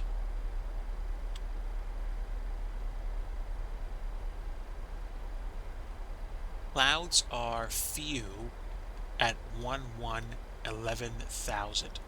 The temperature's 19er, so probably somewhere in the, what, the 70s? And the altimeter is 3010. So I can set the altimeter right now by manipulating this.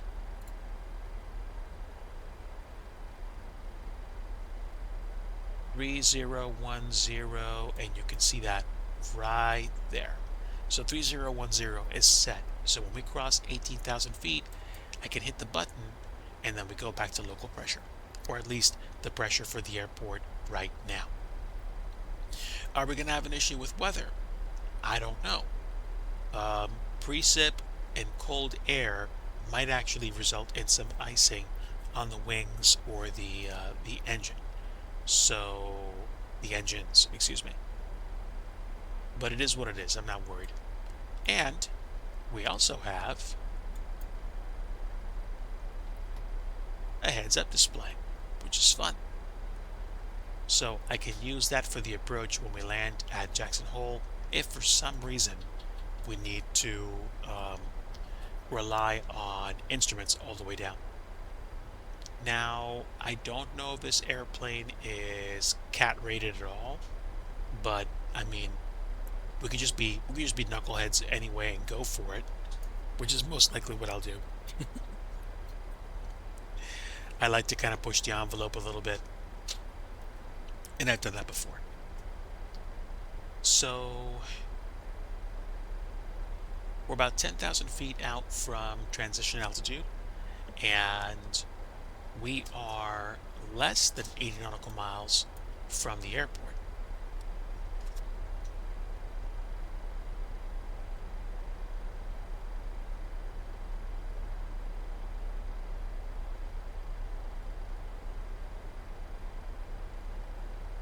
Hopefully everybody's doing well, and I appreciate anybody that's lurking or watching this on the replay.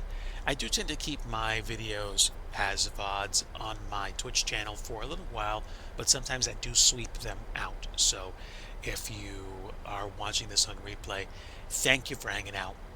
And I usually try to stream on a fairly consistent, fairly predictable schedule.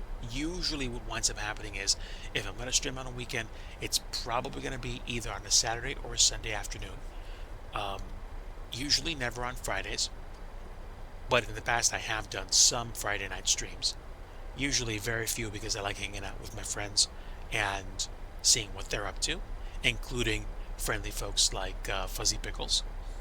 Fuzzy Pickles 168 is one of my friends that actually streams games like Roller Coaster Tycoon, and has also spent some time playing games like Forza Horizon and the like. So feel free to drop Fuzzy Pickles a follow if you see his name in chat. Also, I do have other friends that pursue other interests in terms of streaming Twitch content. So if you see them here and you see they do stream, feel free to go check out their content.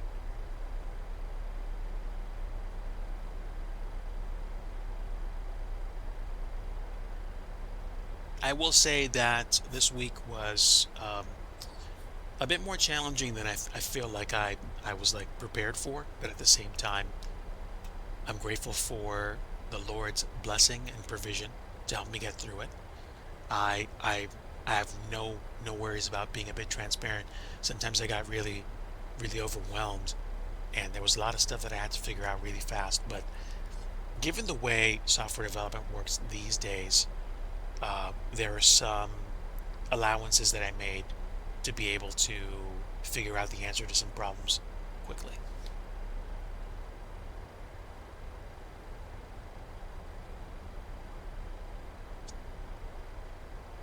Also, folks, if you do feel inclined, feel free to consider donating.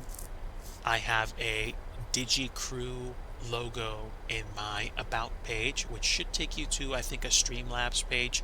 If you care to leave a tip, it is appreciated. It's never required. If all you do is come in a chat and say hello, if all you do is lurk, your patronage is appreciated. Although I do like to have conversations with friends and make this a space where people can get together and just, you know, look at life through the combined lens of our fellowship and our support of each other.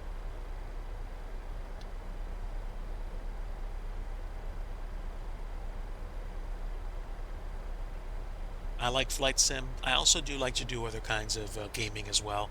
Recently, I got into some old retro gaming, and recently, I also got into looking at old technology as well. As a software developer, I sometimes try to figure out whether or not I can actually do other things that are fun, like code games or um, create things. So I have some tech, I have some ideas that I might try to pursue in the future. Excuse me.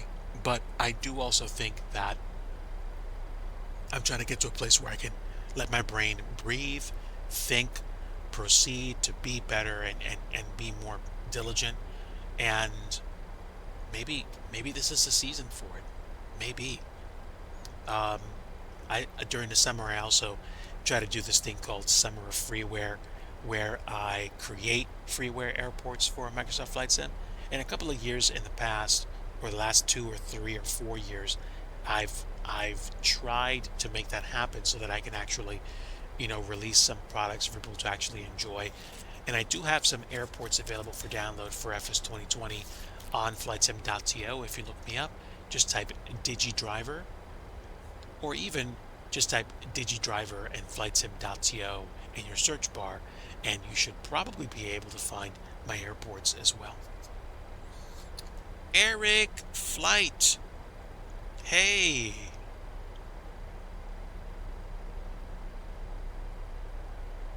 Hey, Eric, if you can't hear me, say something. No. Welcome aboard. Folks, if you are here and you're not in an ad for some reason, either because you're subbed or because you didn't catch it, Eric Flight is another one of my friends of the channel. He likes to fly aircraft in real life, and he's a teacher as well. And I created an airport for him a long time ago that I need to finish or start over in FS 2024, which was Plymouth in Massachusetts. Welcome aboard, Eric Flight. Good to have you here. I am on my way into Jackson, Wyoming, Jackson Hole Airport, Kilo Juliet Alpha Charlie, and you flew the 737-800. GG's, my friend. Congratulations. Outside temperature is +1 C, so technically we're in the vicinity of icing conditions, but I don't think we have a problem with icing, do we? Let me check outside. Would you look at that? A rainbow. Nice.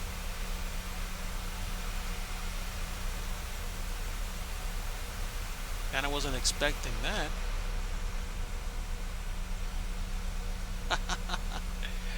Wow. Try to grab that real quick before it disappears.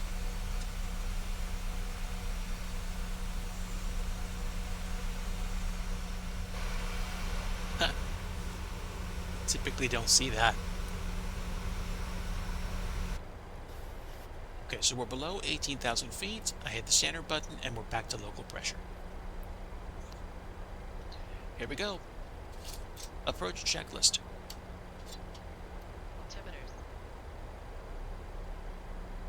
30.10 set. Packs.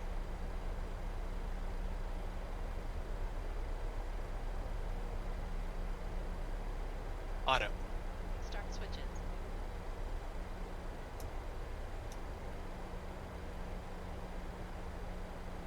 Set and checked. Approach checklist complete. Okay, can't set flaps 1 just yet because we're not at approach speed or anywhere near it. So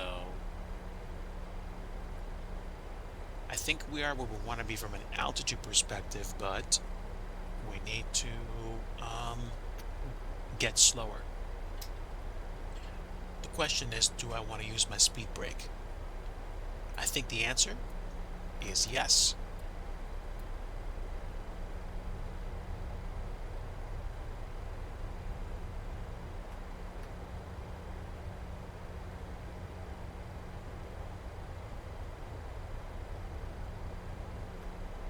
Okay, let's keep the speed brakes armed.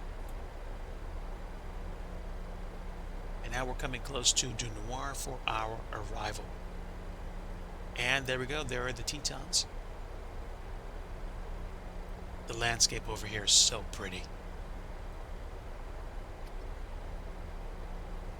We're coming through a little bit of precip, but I don't think it's going to be an issue as we get warmer.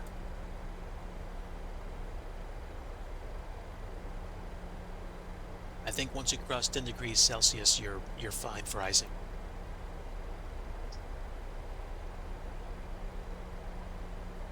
Now, before we cross 10,000 feet, let's get some things out of the way.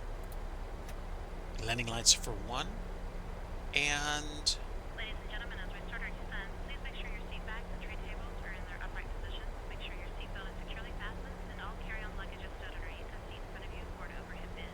Please turn off all electronic devices until we are safely parked at the gate. Thank you. okay, there we go. As we come into the approach, we should probably begin to slow down.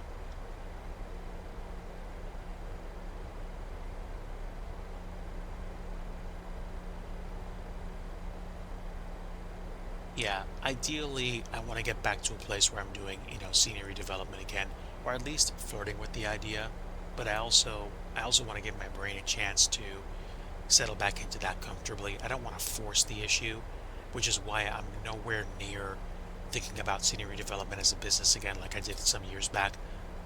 Once I get to a place where I can do it enjoyably, reliably, consistently, then maybe I can talk about doing more and getting back into payware. But it's one of those things where it's like donationware. I'm not worried about doing it for money right now. If people want to donate more, hey, I'll take it.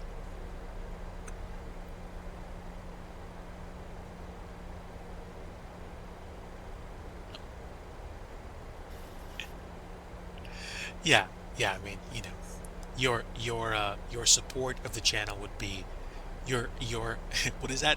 Your fiduciary support of the channel would be sincerely appreciated. But at the same time, if all you can afford to do is just hang out and chat and say some kind words, believe me, that equity goes very far.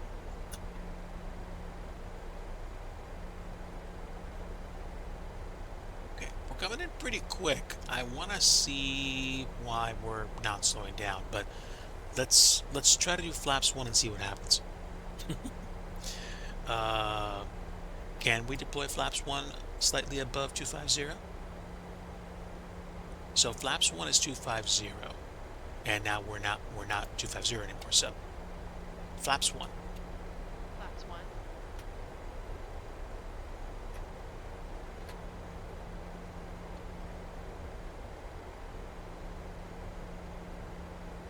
Okay.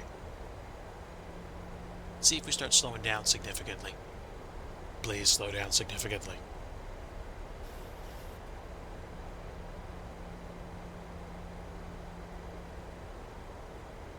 We did really good for this flight. Wow. Look at those mountains. Wow. So the airport's kind of just past this mound over yonder.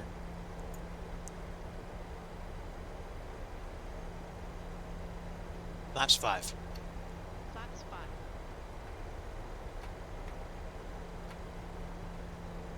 So we're well above clean speed, but we are hopefully slowing down as we go.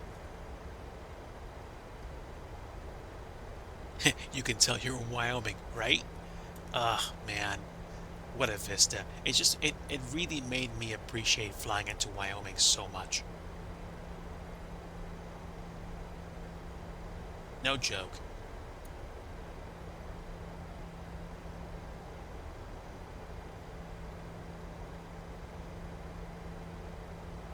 Okay, I want to get to 160 knots.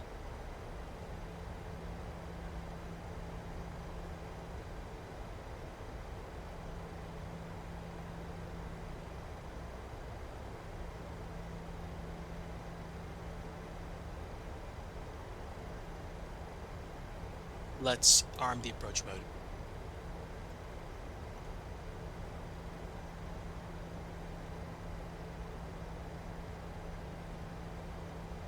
Gear down, flaps 15. 10,000 feet.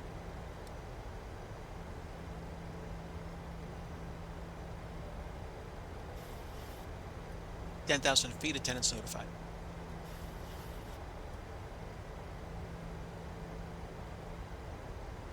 Gear down, flaps 15. Landing gear down. Flaps 15.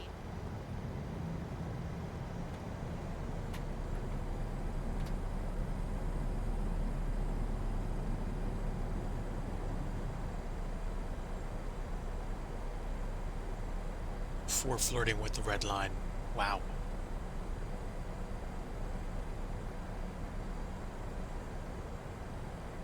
But we're getting there.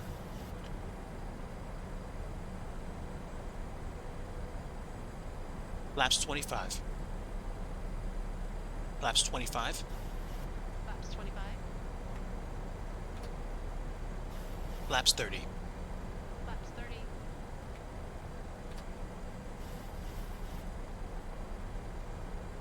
So, gear down, flaps 30.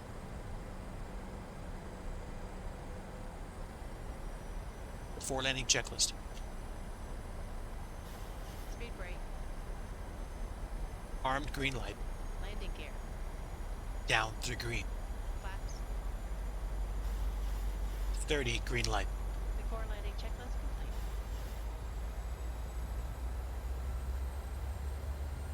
Okay. Landing speed 134 set.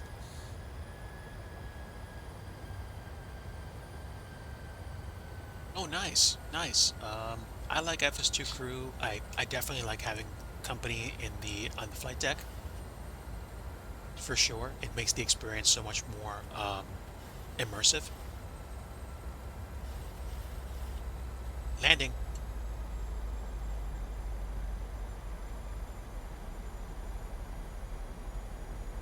And we've got some pretty strong crosswinds coming from the west-southwest at about 10 knots. I don't know why we're chasing the glide path so much.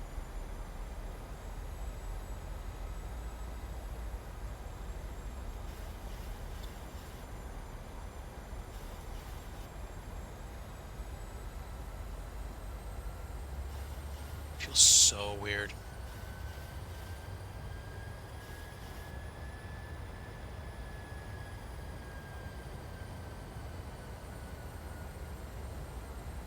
Yeah, we're good. My aircraft. Wow, the winds are strong today. Variables all get out.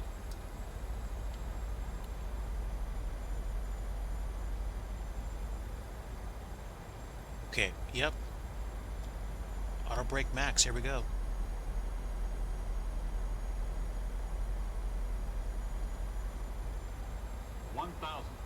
1,000. Fairly stable at this point. We weren't a few seconds ago. Really gonna have to crab this in, I think.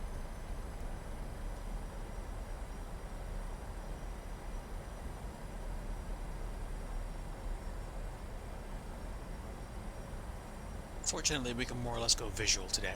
500. Glide slope. Glide slope.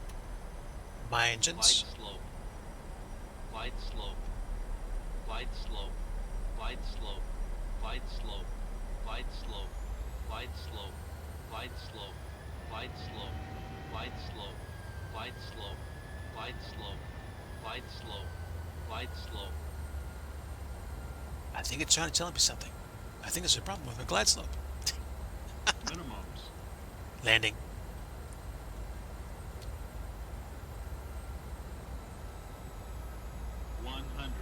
Alright, this one's gonna be a bit of a boomer. 50. 30. 20.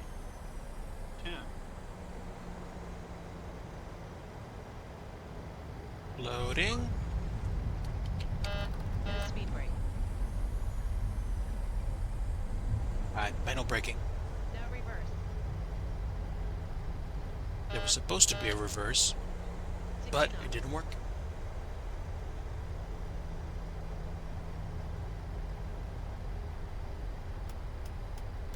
Fortunately, we weren't going that fast, but technically, if I tried doing that in X-Plane, I would have probably popped tires. My binds for the reverser must be off.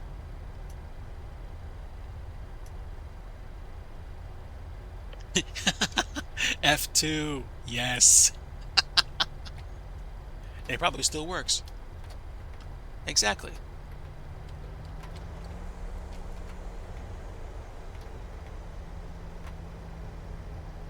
All right. Well, is what it is.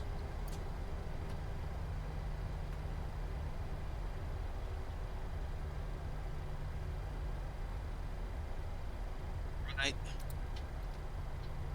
Let's get the APU on the bus. Once it starts.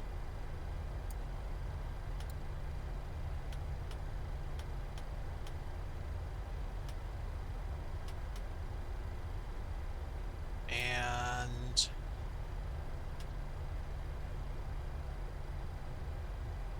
that'll do. All right, taxi around this truck.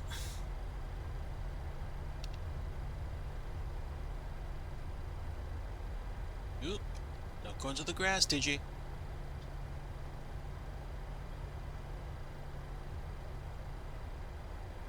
It's a myriad of keyboard presses. Yeah, yeah, yeah. I mean, technically, I should be able to hit the reverser button, and there is a reverser bind on my throttle. I just don't know why it didn't work. I don't know if it's because I have to have all the wheels on the ground before I hit the reverser button, or because it just kind of tripped it. But even when I'm pressing it right now, it's fine. Like it's actually fine. So I'm not sure exactly what happened. Did I trigger the speed brakes? No, I did not.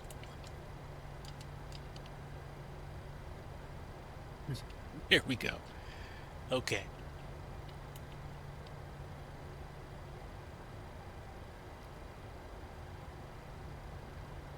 There have been a number of reasons why. Let me make sure my APU is running. It is. APU on the buses. And text that can come off now. Let's bring it in.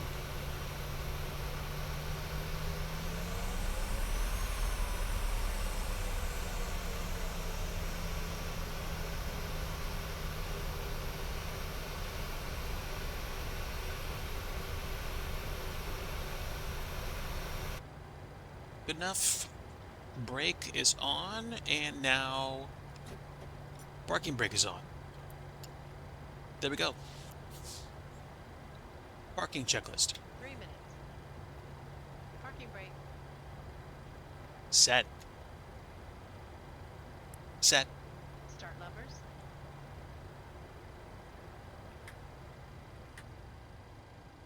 Cut off. Cut off. Fuel pumps.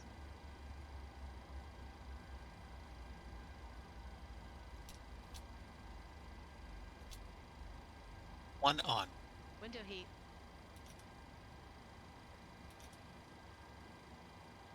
Off. Probe heat. Off. Anti-ice. Off. Hydraulic pumps. Electrics off. Start switches. Off. Oil quantity.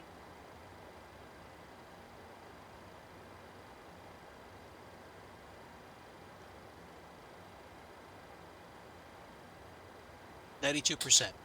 Hydraulic quantity. Actually, I think that was hydraulic quantity.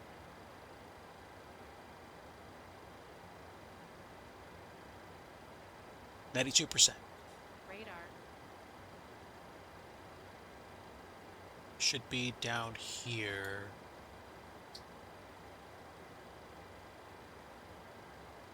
This is standby. I think that might be test, but hold on. Gain, transponder. There's weather. Okay. Yes. Test. Transponder. Standby and zeros. Parking checklist complete.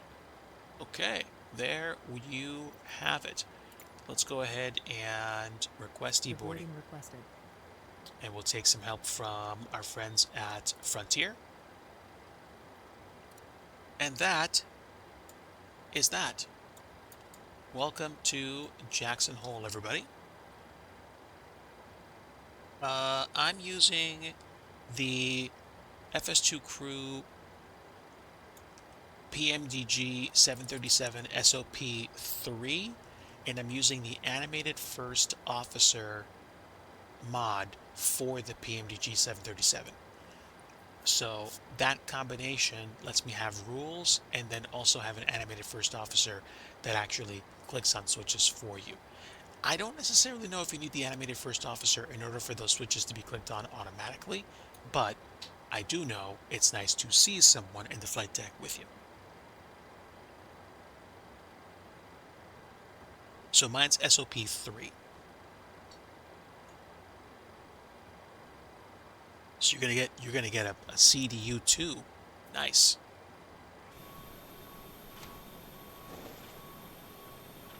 There we go. Since I believe we have ground power now, I should probably be able to switch over to ground power and turn the APU off. Ground power, standby. We can turn off the APU, starve the fuel, and now I can turn yaw damper off, position off, Passengers logo bus off, is coming. wheel well off, all the fuel pumps are off.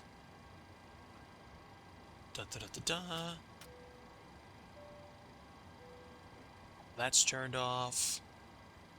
And packs are on, auto, isolation valve is open, engine bleeds can turn off, and the APU bleed can also turn off as well.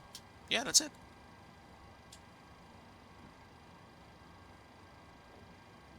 That's the American version. I must have the Southwest version. Passengers deboarding starting. And now we have a bus waiting for our passengers to take them to the terminal, even though in theory they can just walk over there. I don't get GSX profiles to avoid issues like this for a clearly modeled airport, so you're going to see them board the bus instead of going into the terminal, but that's okay. It's fine. It's fine.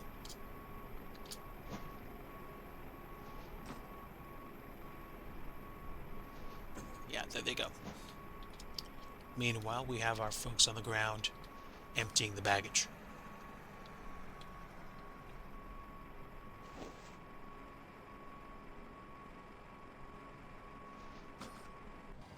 All things considered, had a nice time flying today.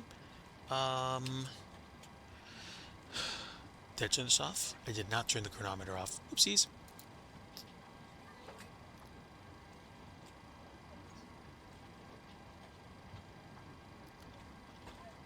Yeah, so basically figure like an hour and 20-minute block time. Maybe an hour and 30-minute block time. So we were like 15 minutes ahead of schedule because we left about 10 minutes ahead of schedule. So yeah, I'm pleased. This was a nice flight. Could it have gone better? Of course it could have gone better. What sim flight does anybody have that doesn't have a share of memes and occasional trip ups? Which makes the flights that basically go off without a hitch feel so nice.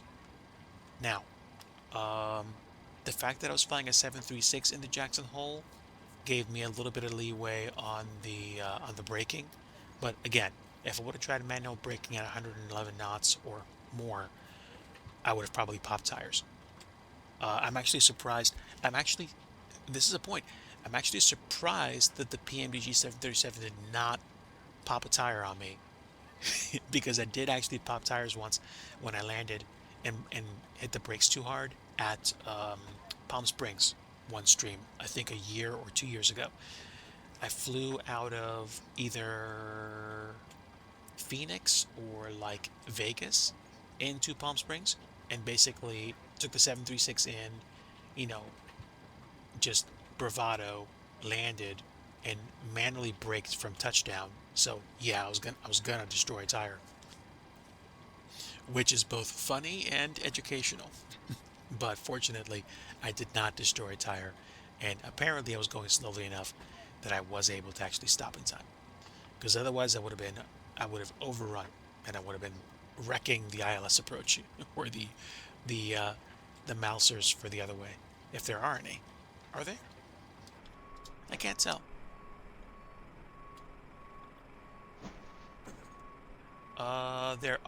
There are some Mousers, so that I think there's either an RNAV approach or an actual ILS approach. Um, yeah. So there are Mousers there. So yeah, I would have wrecked stuff going the other way. Fortunately, this plane's small enough to handle it well. All right. All things being equal, I'm really happy with this flight. And if you want the scenery, this is freeware scenery available through flightsim.to. Nothing incredibly detailed, but at the same time, free works for me. The wall texturing and the details in the terminal are simple enough that you can basically enjoy what you see here. Do they have any restaurants or anything like that? I don't know, but apparently there are, some sparse enough or detailed enough models that this place does look nice out here. Yeah, I'm happy with this, honestly.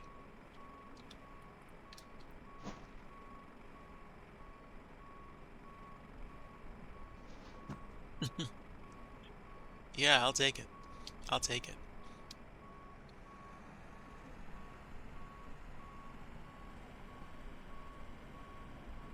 Wonderful. Folks, I'm going to go ahead and cut out here. I've got some dinner to finish prepping, and then maybe a late night flight tonight offline or with friends, or just some classic retro gaming. Um, had a nice time flying. I definitely had a great time flying, knowing that you guys were in chat, you know, chatting me on, and maybe just chuckling at my memes. I don't mind. A good roast between friends is a great thing. Appreciate having everybody aboard. As far as I know, I don't plan on doing any streaming on Saturday Passenger's because bus is coming. I'm definitely going to be hanging out with family. I don't know if I have anything planned for Sunday or for tomorrow. Stay tuned to the Discord for updates, and I'll try. I'll try to get to, a place where I can just crank on a little bit of fun scenery dev, or maybe even some different projects altogether. I've been getting some weird ideas in my head about software development lately, and I might be curious enough to try them. Passengers deboarding starting. Fuzzy Pickles, thank you so much for hanging out, my friend. Really appreciate you. God bless you and your family.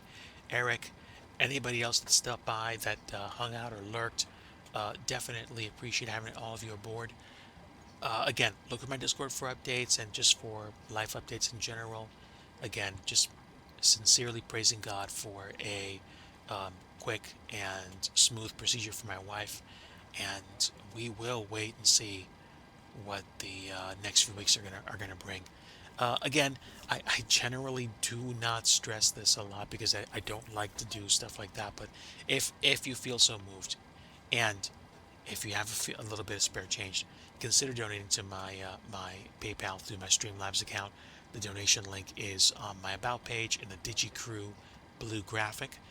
Um, every little bit helps to help me, stay current with some stuff. Um, but again, folks, thanks so much for hanging out. How many of us are left? Um, what's going on also in the greater Twitch You want verse to deboard right now. crew. Do I want to deboard crew? Yes. Crew bus is coming. Let's see. So, my friend Fly Conti is flying an X-Plane 12. Believe it or not, flying the 737 in Australia. And who else is doing stuff? Flights with Joel is on. Spy Flight is on. And who else? Who else? Let me check. Let Crew me check. deboarding starting.